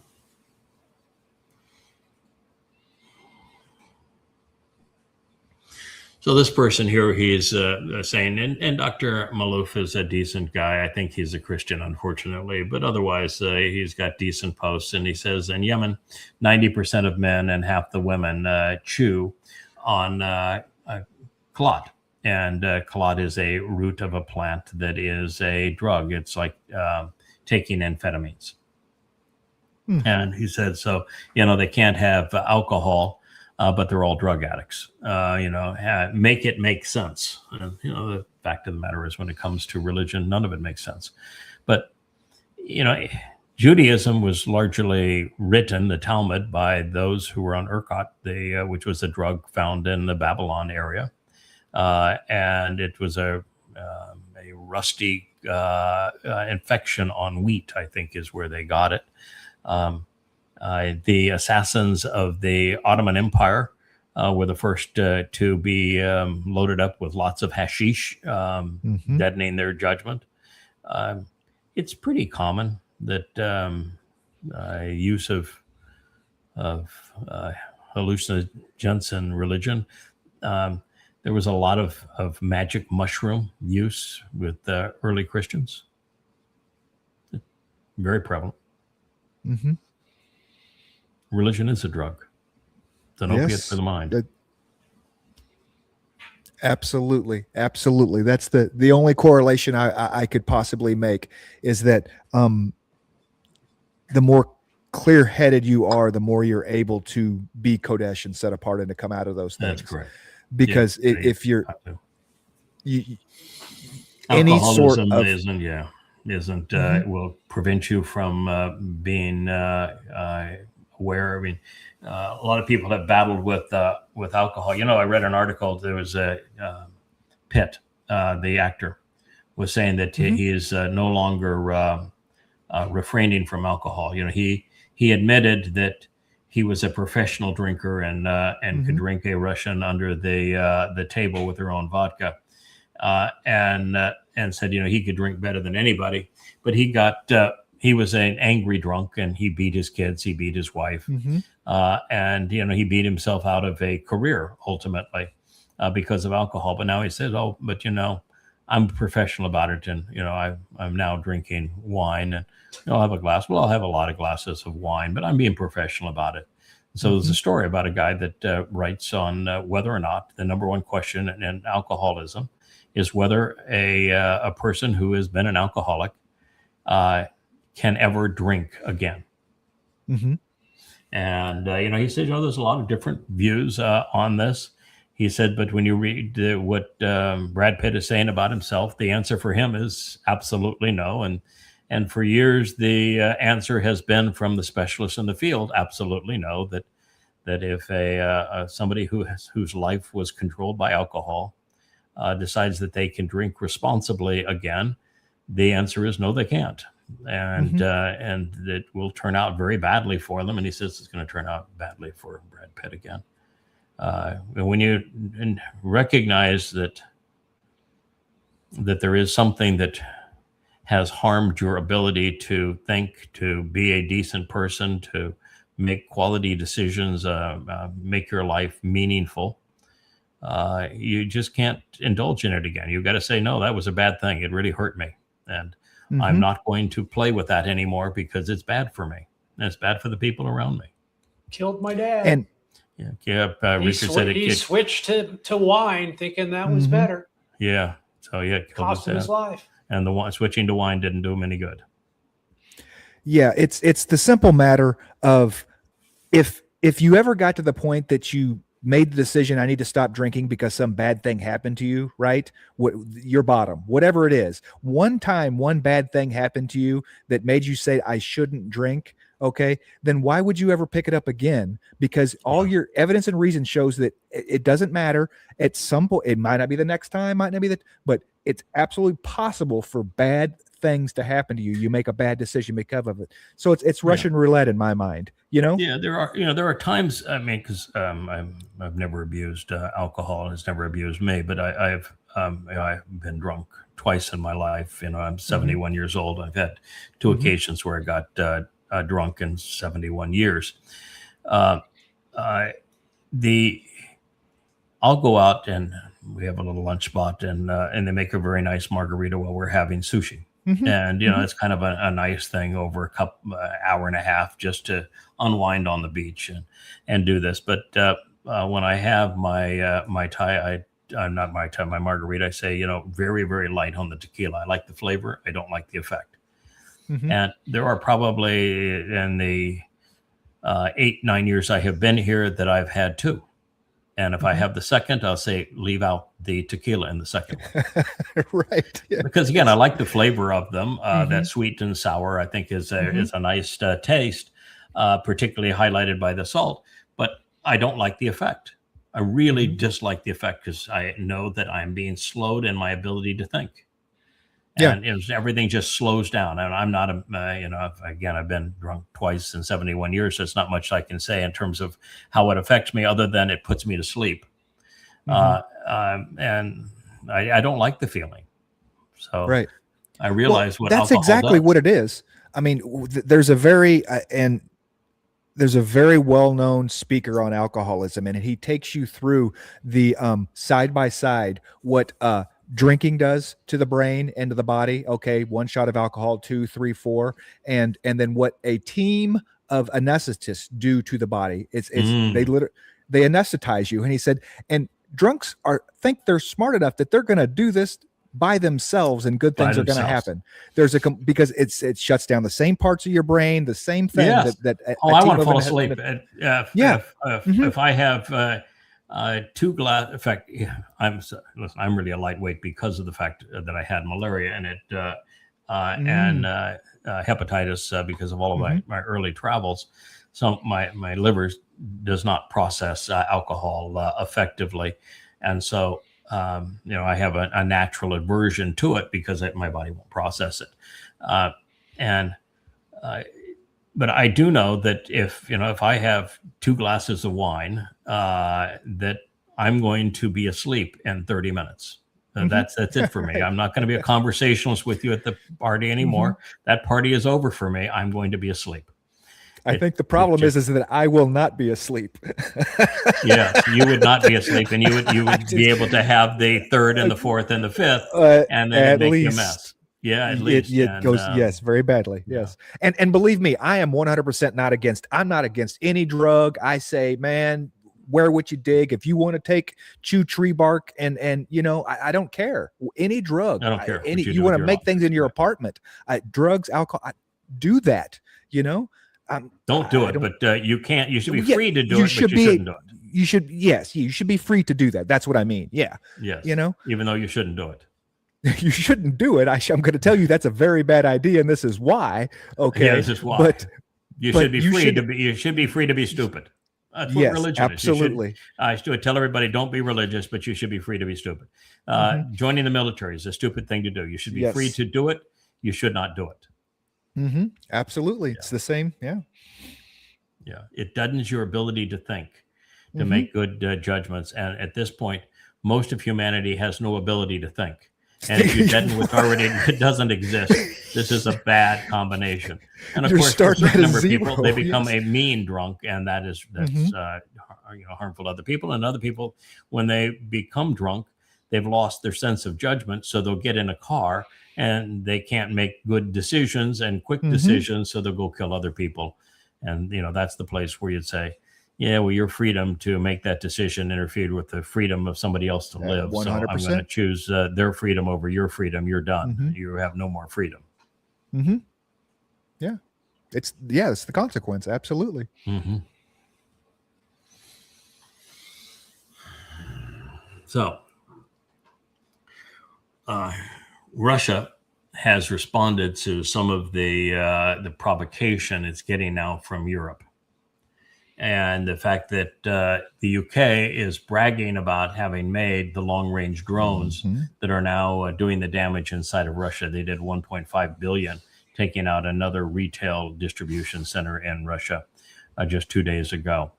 And so Russia is saying, we just want to make you aware these will be the targets of our missiles. And I'm not going to tell you whether or not those missiles will be nuclear armed or not, but I will tell you that these will be the targets. And so they go and they show a map and say, these are the targets. And 3 of these missiles would be enough to end the UK. So let me show you, the geography of response.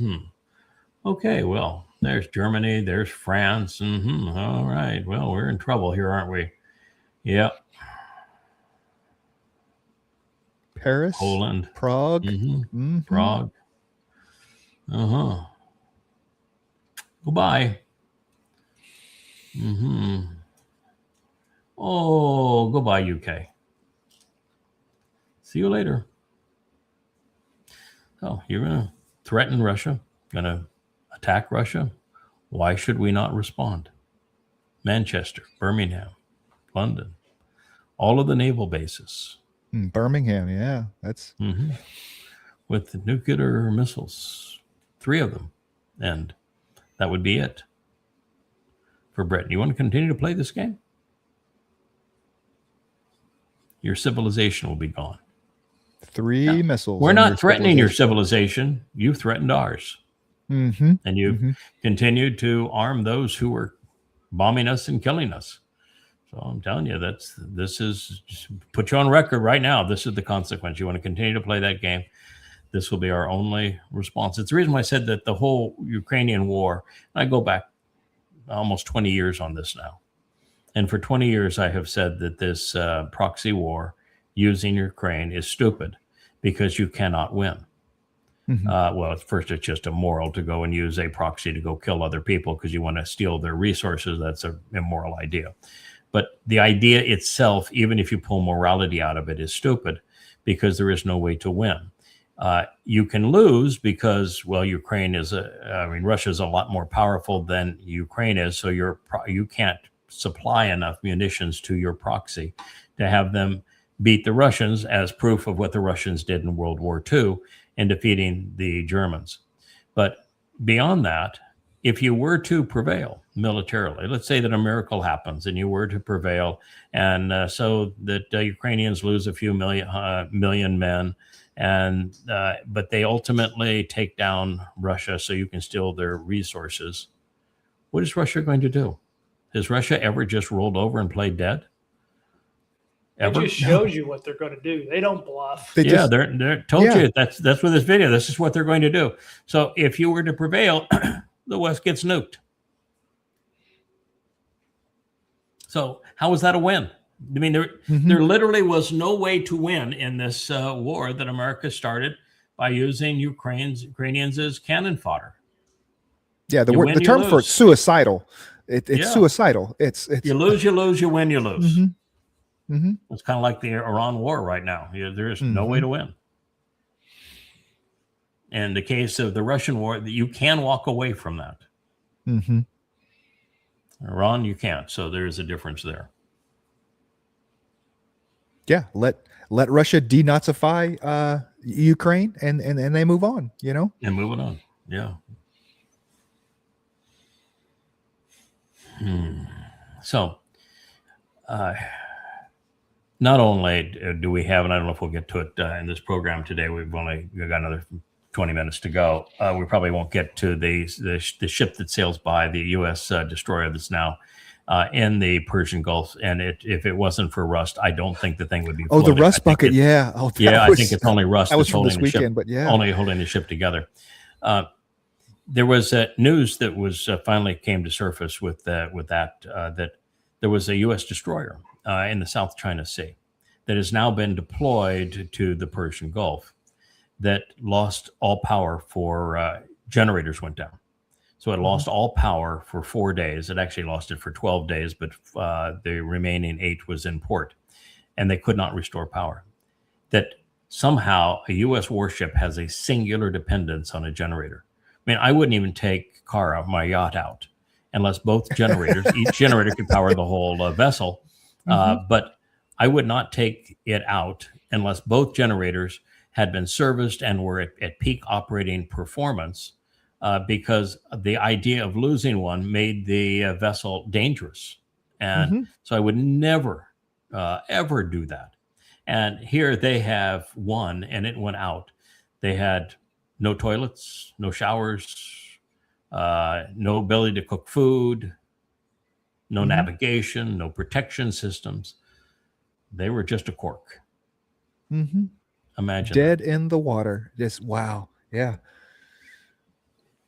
It's a shame there weren't some Somali pirates nearby. Just saying. Well, no, they were in the South China Sea when that happened. Right, but And, the temperature outside was 98 degrees and they had no air conditioning either. yeah. And thanks to Roger, I'll never go swimming around a big boat again in the ocean. Yeah, that's true. One of the things that my car was only 80 feet. These things are monstrous. But when we would take Cara, any place to another island or something, you always looked underneath the boat. And we swam around the boat all the time because the dolphins loved to swim around Cara. So you'd jump in the water and you'd find turtles and dolphins to swim among, which was lovely. But always barracuda, like you cannot believe, would gather underneath the shadow of Cara because the bait fish would come up for protection and the barracuda would be right there. And you look, when you're in the water and you look at a barracuda, it's just not pleasant. I mean, it's got serious teeth on those suckers.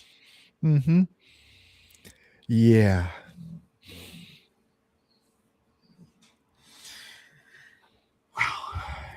Israel is its own worst enemy.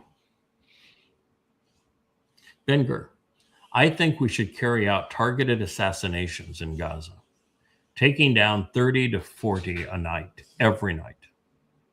Not just those who pose an imminent threat. No. There are people there who are not worthy of life. They shouldn't live. They're not even people. Now, I'm the foremost expert on Islam. And I know that Islam cannot be resolved. And I know that it's a death cult.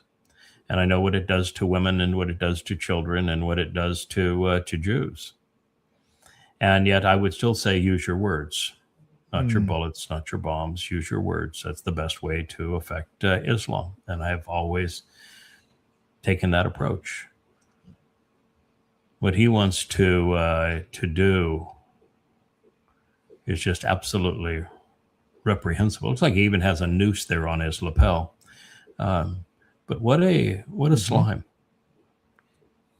I mean, he uses the word assassination. Assassination. It's a crime in any other place. It's a crime. I mean, not killing not them. And he's got his his kippah on the back of his head, so he's identifying himself with Judaism. He's part They of shouldn't the live. Israeli They're not government. even people. Was he quoting? Yeah. Was he quoting Hitler there? I'm not sure.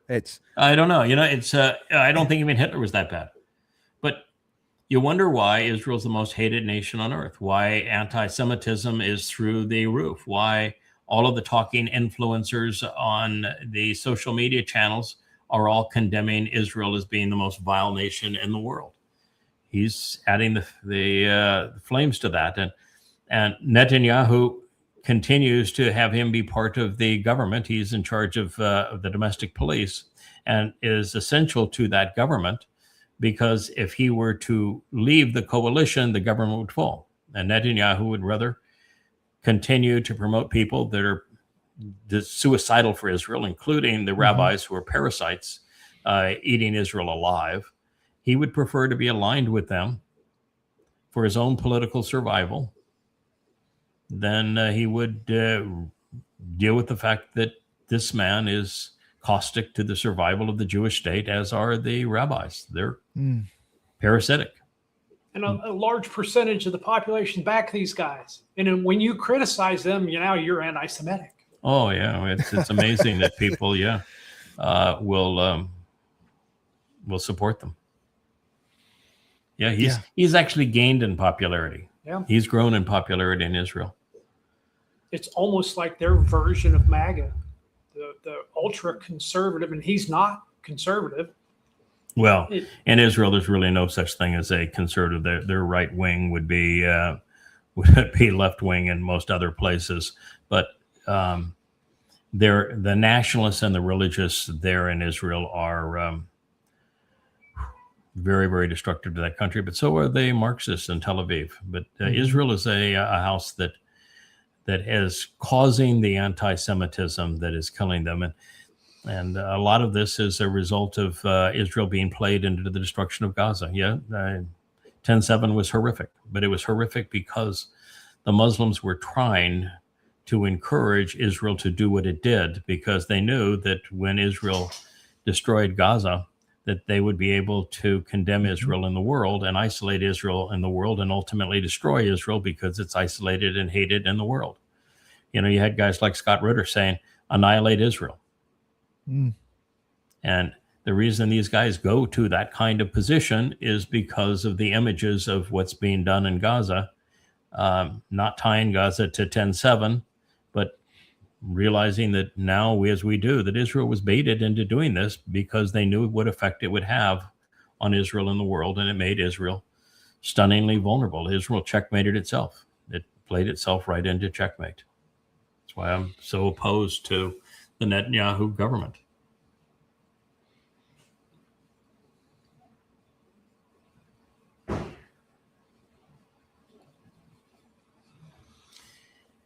Because a lot of the pictures that were comments that I made, that the pictures didn't convey with the repost and quote, and I don't know why that is the case. There was some. They may have been condemning- removed after because we're 6 No, hours. it was instant. I checked it instantly because the X account was not working properly this morning, so I did check it instantly, and they didn't even convey instantly.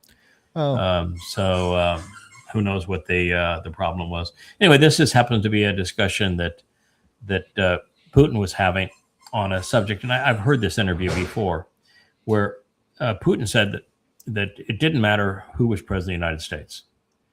He says, for example, he said Obama came in with some fresh ideas, and he had a number of things. Like he said, I want to close Guantanamo Bay. And he says, I think he probably did want to close it. And he says, but it didn't get closed, did it? He says, because it's always the same with these guys. They come in and they are elected based upon one set of promises. And then the guys, he says, with the fancy suits, says they're not wearing a maroon tie like me. They're little thin black ties. And they come in and they say, this is the way it's going to be. And you're either going to go along with this or you're going to be dead. So you may want to listen up. But we call the shots. You don't. He says it was always that way. He says every time I met with an American president, they would say things that would say that, you know, this person is sincere and you can negotiate with this person. And then you go back home and you would hear the same echo of that same group of people that was the military industrial complex in America, creating a mockery of democracy and elections. And they were in control, and you knew nothing was going to happen. He said, so I'm still optimistic, you know, that maybe someday we'll actually make a deal that'll be meaningful with the United States. But he says it's not looking good. No. Yeah. I think every time you get a new president, the Men in Black show up and show you 5 different angles of the Zapruder film that no one's ever seen. Yeah. Yeah. We had them. Okay. Yeah. We did this to JFK. We'll do it to you. Yep. Yeah. You'll play along. Congratulations. You're in the White House. You're going to make a fortune out of this. It's a nice lifestyle. But you'll play along or you'll be dead. You'll have your wife be picking your brains off the back of the limousine. And your kids.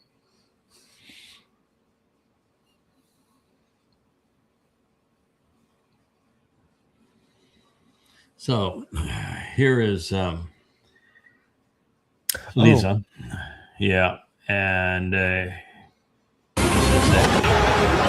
it's that piece where, you know, and by the way, you never know. Is it for real or not for real? Is somebody going to actually put up the banners behind them? Are they going to use the food? And those are basically bags that would have had food supplies in them. Are they going to use it to hold down the mortar? Is there That's a nice mortar, by the way. That really has a mortar of that quality, and you're going to shoot the mortar with your whole head covered, so you can't even see where it's going. And of course, it's just being played in a loop and a loop and a loop and a loop. It's one shot, and so I don't even know how much of this is AI and how much of it's real. But this is when it says an innocent Gazan filmed launching rockets and mortars at Israel. We don't know where they're shooting. He didn't even know where they're going. And So is he a journalist or a doctor? So my comment was Lisa, and Lisa is one of the people that Lisa Rosen, that I chose to follow. So long as you focus on Hamas, Israel will continue to lose, even if it's right to exist. The enemy today and for the past 1400 years is Islam. The Islam of Allah and Muhammad, the Quran and Hadith. You are not going to prevail if you continue to lash out at the symptoms. You need to focus on the cause, Islam. And there is a way to deal with religions, and that's to use your words and expose and condemn them, as I have done in Christianity or Goddamn Religion or Babel. And that's what Israel and its influencers need to do to minimize the carnage that is coming. Because you continue to do this, you'll continue to be destroyed.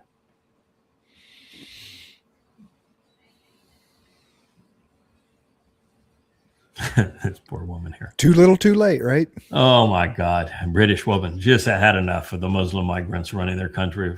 F off already. I'm sick of your lot. All of you, take your wives and your kids and go back to your Islamic countries. Got it? And she's just, she's screaming at them, and they don't even know what to do with her. They're just looking at her like, oh, you Too late. Yeah, I mean, she's going to be put in jail for saying that, of course. But good idea, but way, way, way, way, way too late. I mean, it's once the plague has infected your country, you can't wish it away. You can't say, "Oh, please, virus, would you leave and not harm any more of us?" No, you brought the virus in. Viruses do what they do. Mm-hmm. And you hit the nail on the head with she's going to be in jail here very soon, because yes. I know some British folks speaking back and forth online video games and stuff, and they are very aware of the issue that is. I mean, there was talk today about certain areas where the cities are on fire and things that are happening there, and they know which areas they are, but they're very, very cautious about using the word Muslim, brown, Islam, any of that.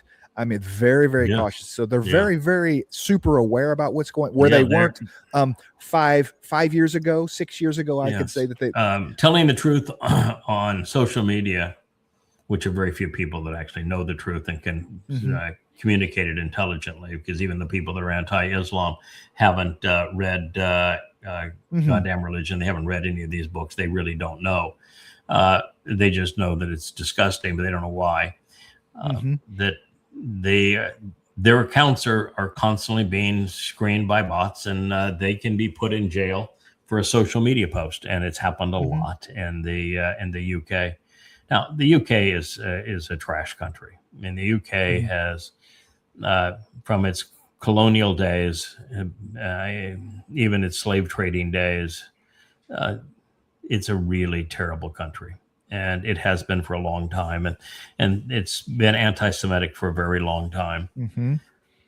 Their manipulation, they were the United States with a reserve currency and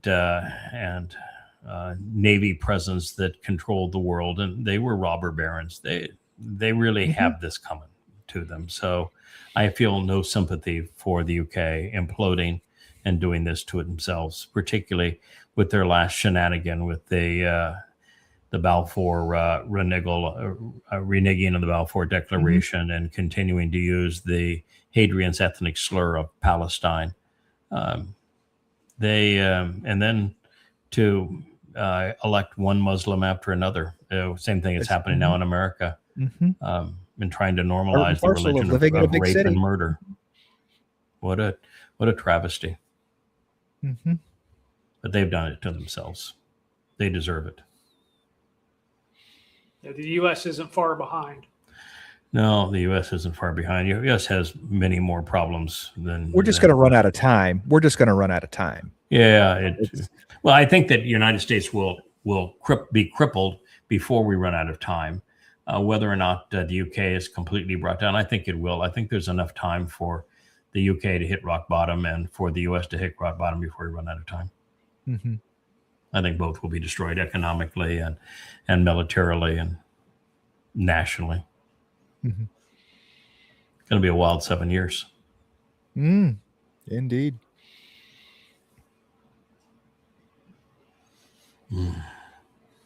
Boy, I tell you what, they've got the trashiest, dumbest, most immoral women running the EU.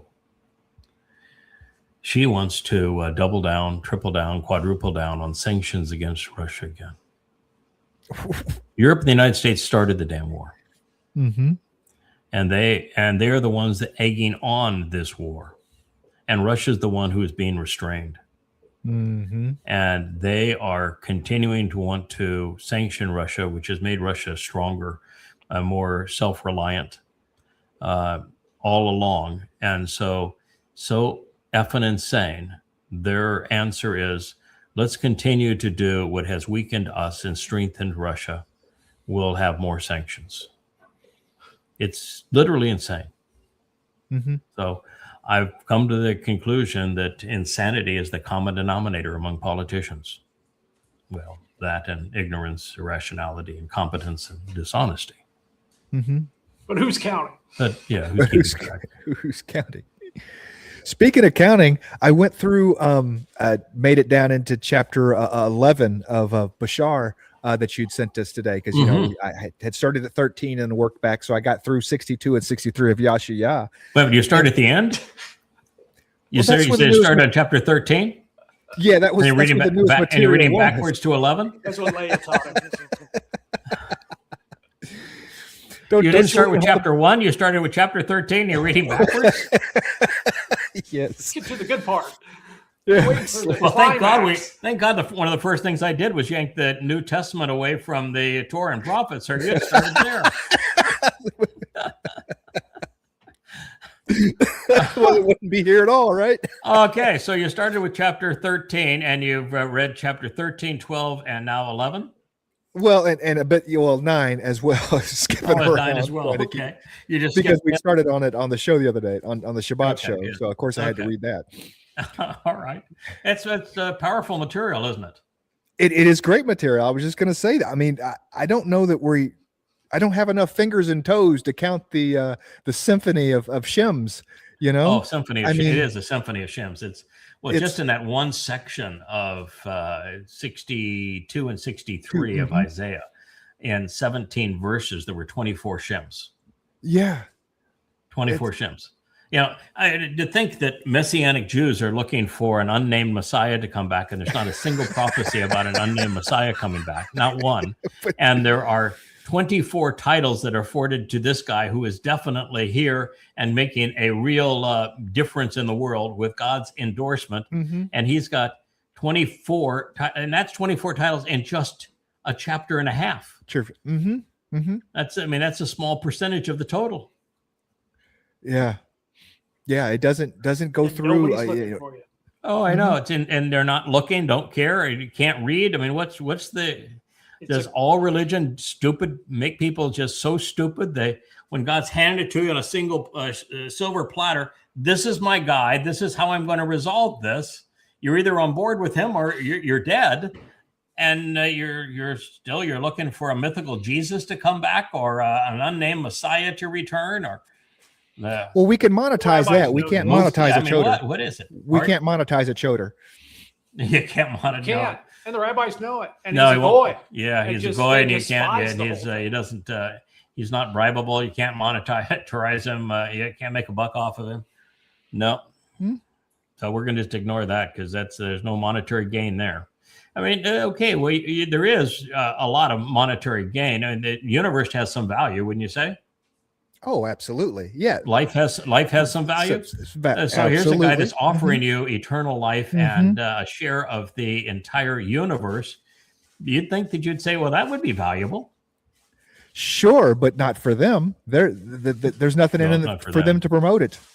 That's the whole reason. If they could just get their 10 or 12% off the transaction somehow, I mean, it would be, your name would be in lights, man. Yeah, I think it's probably chapter 10 and chapter 11 that I'll use to create the back cover, because I have to create now 3 back covers for those books. I haven't done that yet. That's probably an hour and a half endeavor for each of those three, maybe 2 hours for each of the three. So another 5 or 6 hours for the back covers.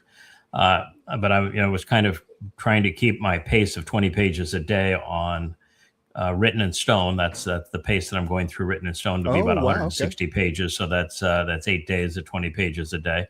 It's radically different than it was previously. I'm through page 55 now, started, of course, on Saturday morning. So, it's Is making, it still going to be baby steps? It's still going to be, I mean, as much as we can have like baby steps, introductory level material, or you just, throw in the whole I don't Manila go into, I've not mentioned multiple deployments. So I've not mentioned who the luminaries are. I've stayed away from things of that nature. I mentioned that Dode fulfilled Pesach Matzah. Sure. Oh, yeah. No, the whole thing is, here's the 10 statements that Yahweh etched in stone. And I've introduced them overall, and then I'm going through them one by one and saying, well, this is what this means. Now, what I haven't done, I probably still need to go back and to say, oh, by the way, this is what's not in them. There's no instruction. There's no instruction on diet. There is no instruction on against homosexuality. The things that the religious have a conniption fit over. There's no encouragement for faith. There's no statement about bowing down. There's no request for worship. And since these things don't exist in the top 10, they are not important to God. Yeah. So I'll have to add that to the introduction. But the translations are going beautifully, and I did. I found that my analysis of Nasha and Shoah for the third statement and explaining the nature of the diacritical markings and how they work to mislead, it was really quite good. I had to do very little effort to bring that up to snuff.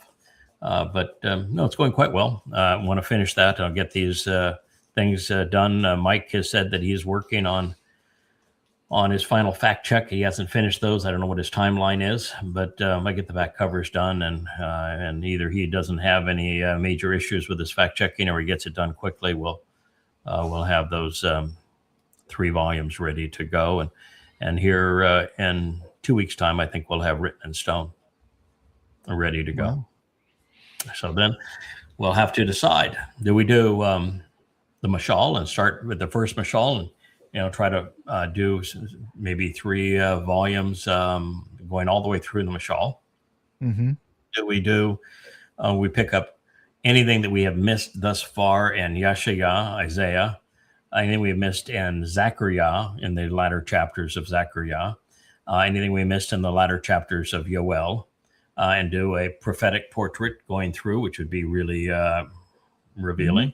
Or do we go back and say, all right, let's do another 10 to 15 of the Mizmor and take it down the road with the Mizmor? That's another opportunity. Another opportunity would be, we have found that Bamidbar Numbers has been exceedingly prophetic.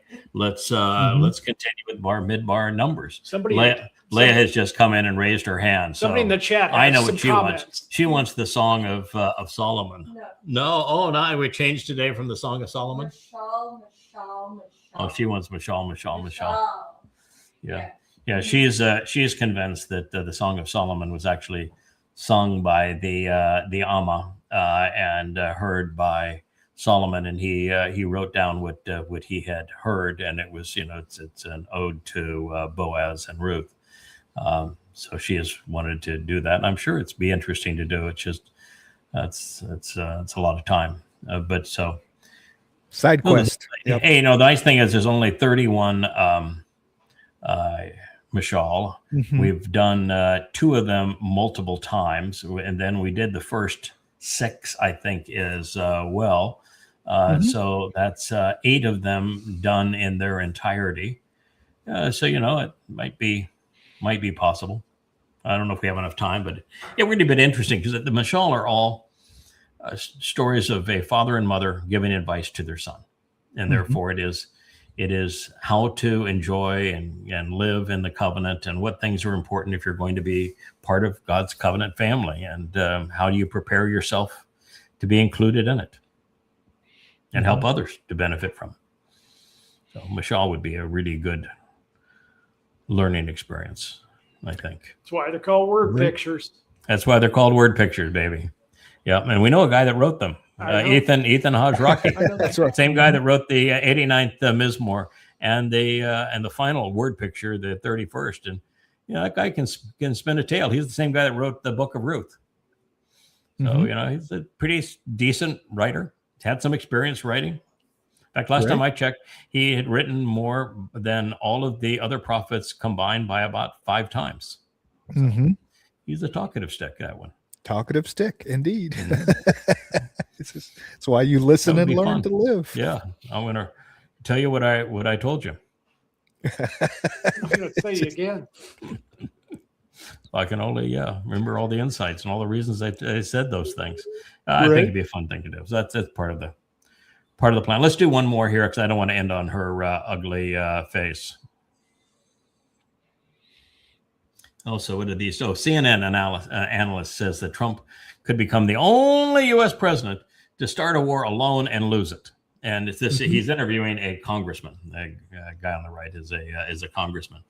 Now, while it's true that Trump started the war that he cannot win, since it will never end, he can't technically lose the war that is going to continue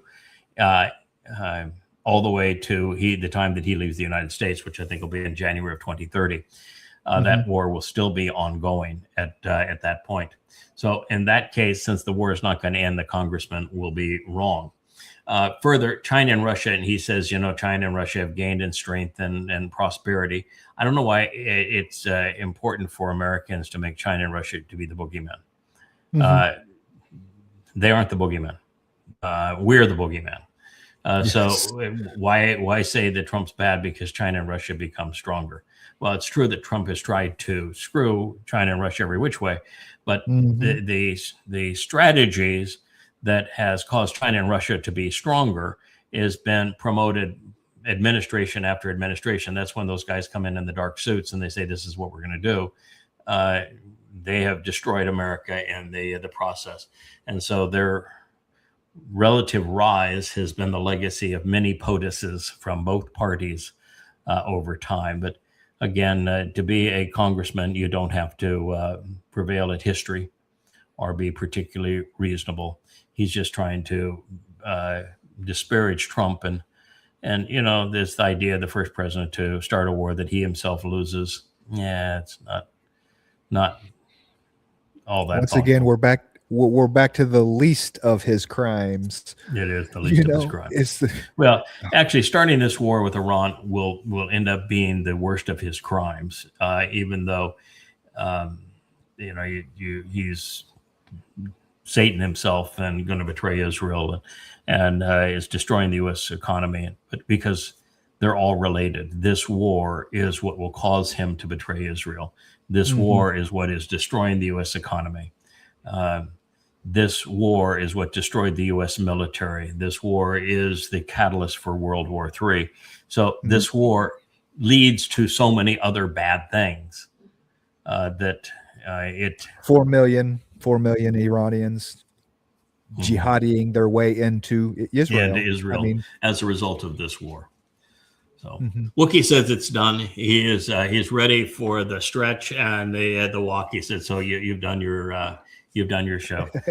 Thank you. We'll return. We have to decide now. Do we return to our normal Bashar, or do we continue into the new material? I think we're probably going to return to the regular Bashar today and make progress directly to that material, which you have to get really to the end of the book to get to the good stuff. The best stuff starts. What about chapter 6, 7, 8? Yeah, it really starts in 6, 7, 8 to be able to understand what happens. Builds from there. Builds from there. It's powerful material. It's the powerful But material. don't start at the end is- of the book. Whatever you do, don't start. At I the will end not. Of the book. I don't read backward. I know that Hebrew does read from right to left, and so you open the book from the opposite side. Maybe you're reading and thoughtful like you're becoming Jewish on us, and that's okay. But no, I still read and write from left to right, and I'm going to start at the beginning. All right, my friend. We'll talk to you tomorrow. Appreciate you doing this. Good day. Hey there, thanks for tuning in. That was Fetch. Gotta run now. Catch y'all on our next podcast.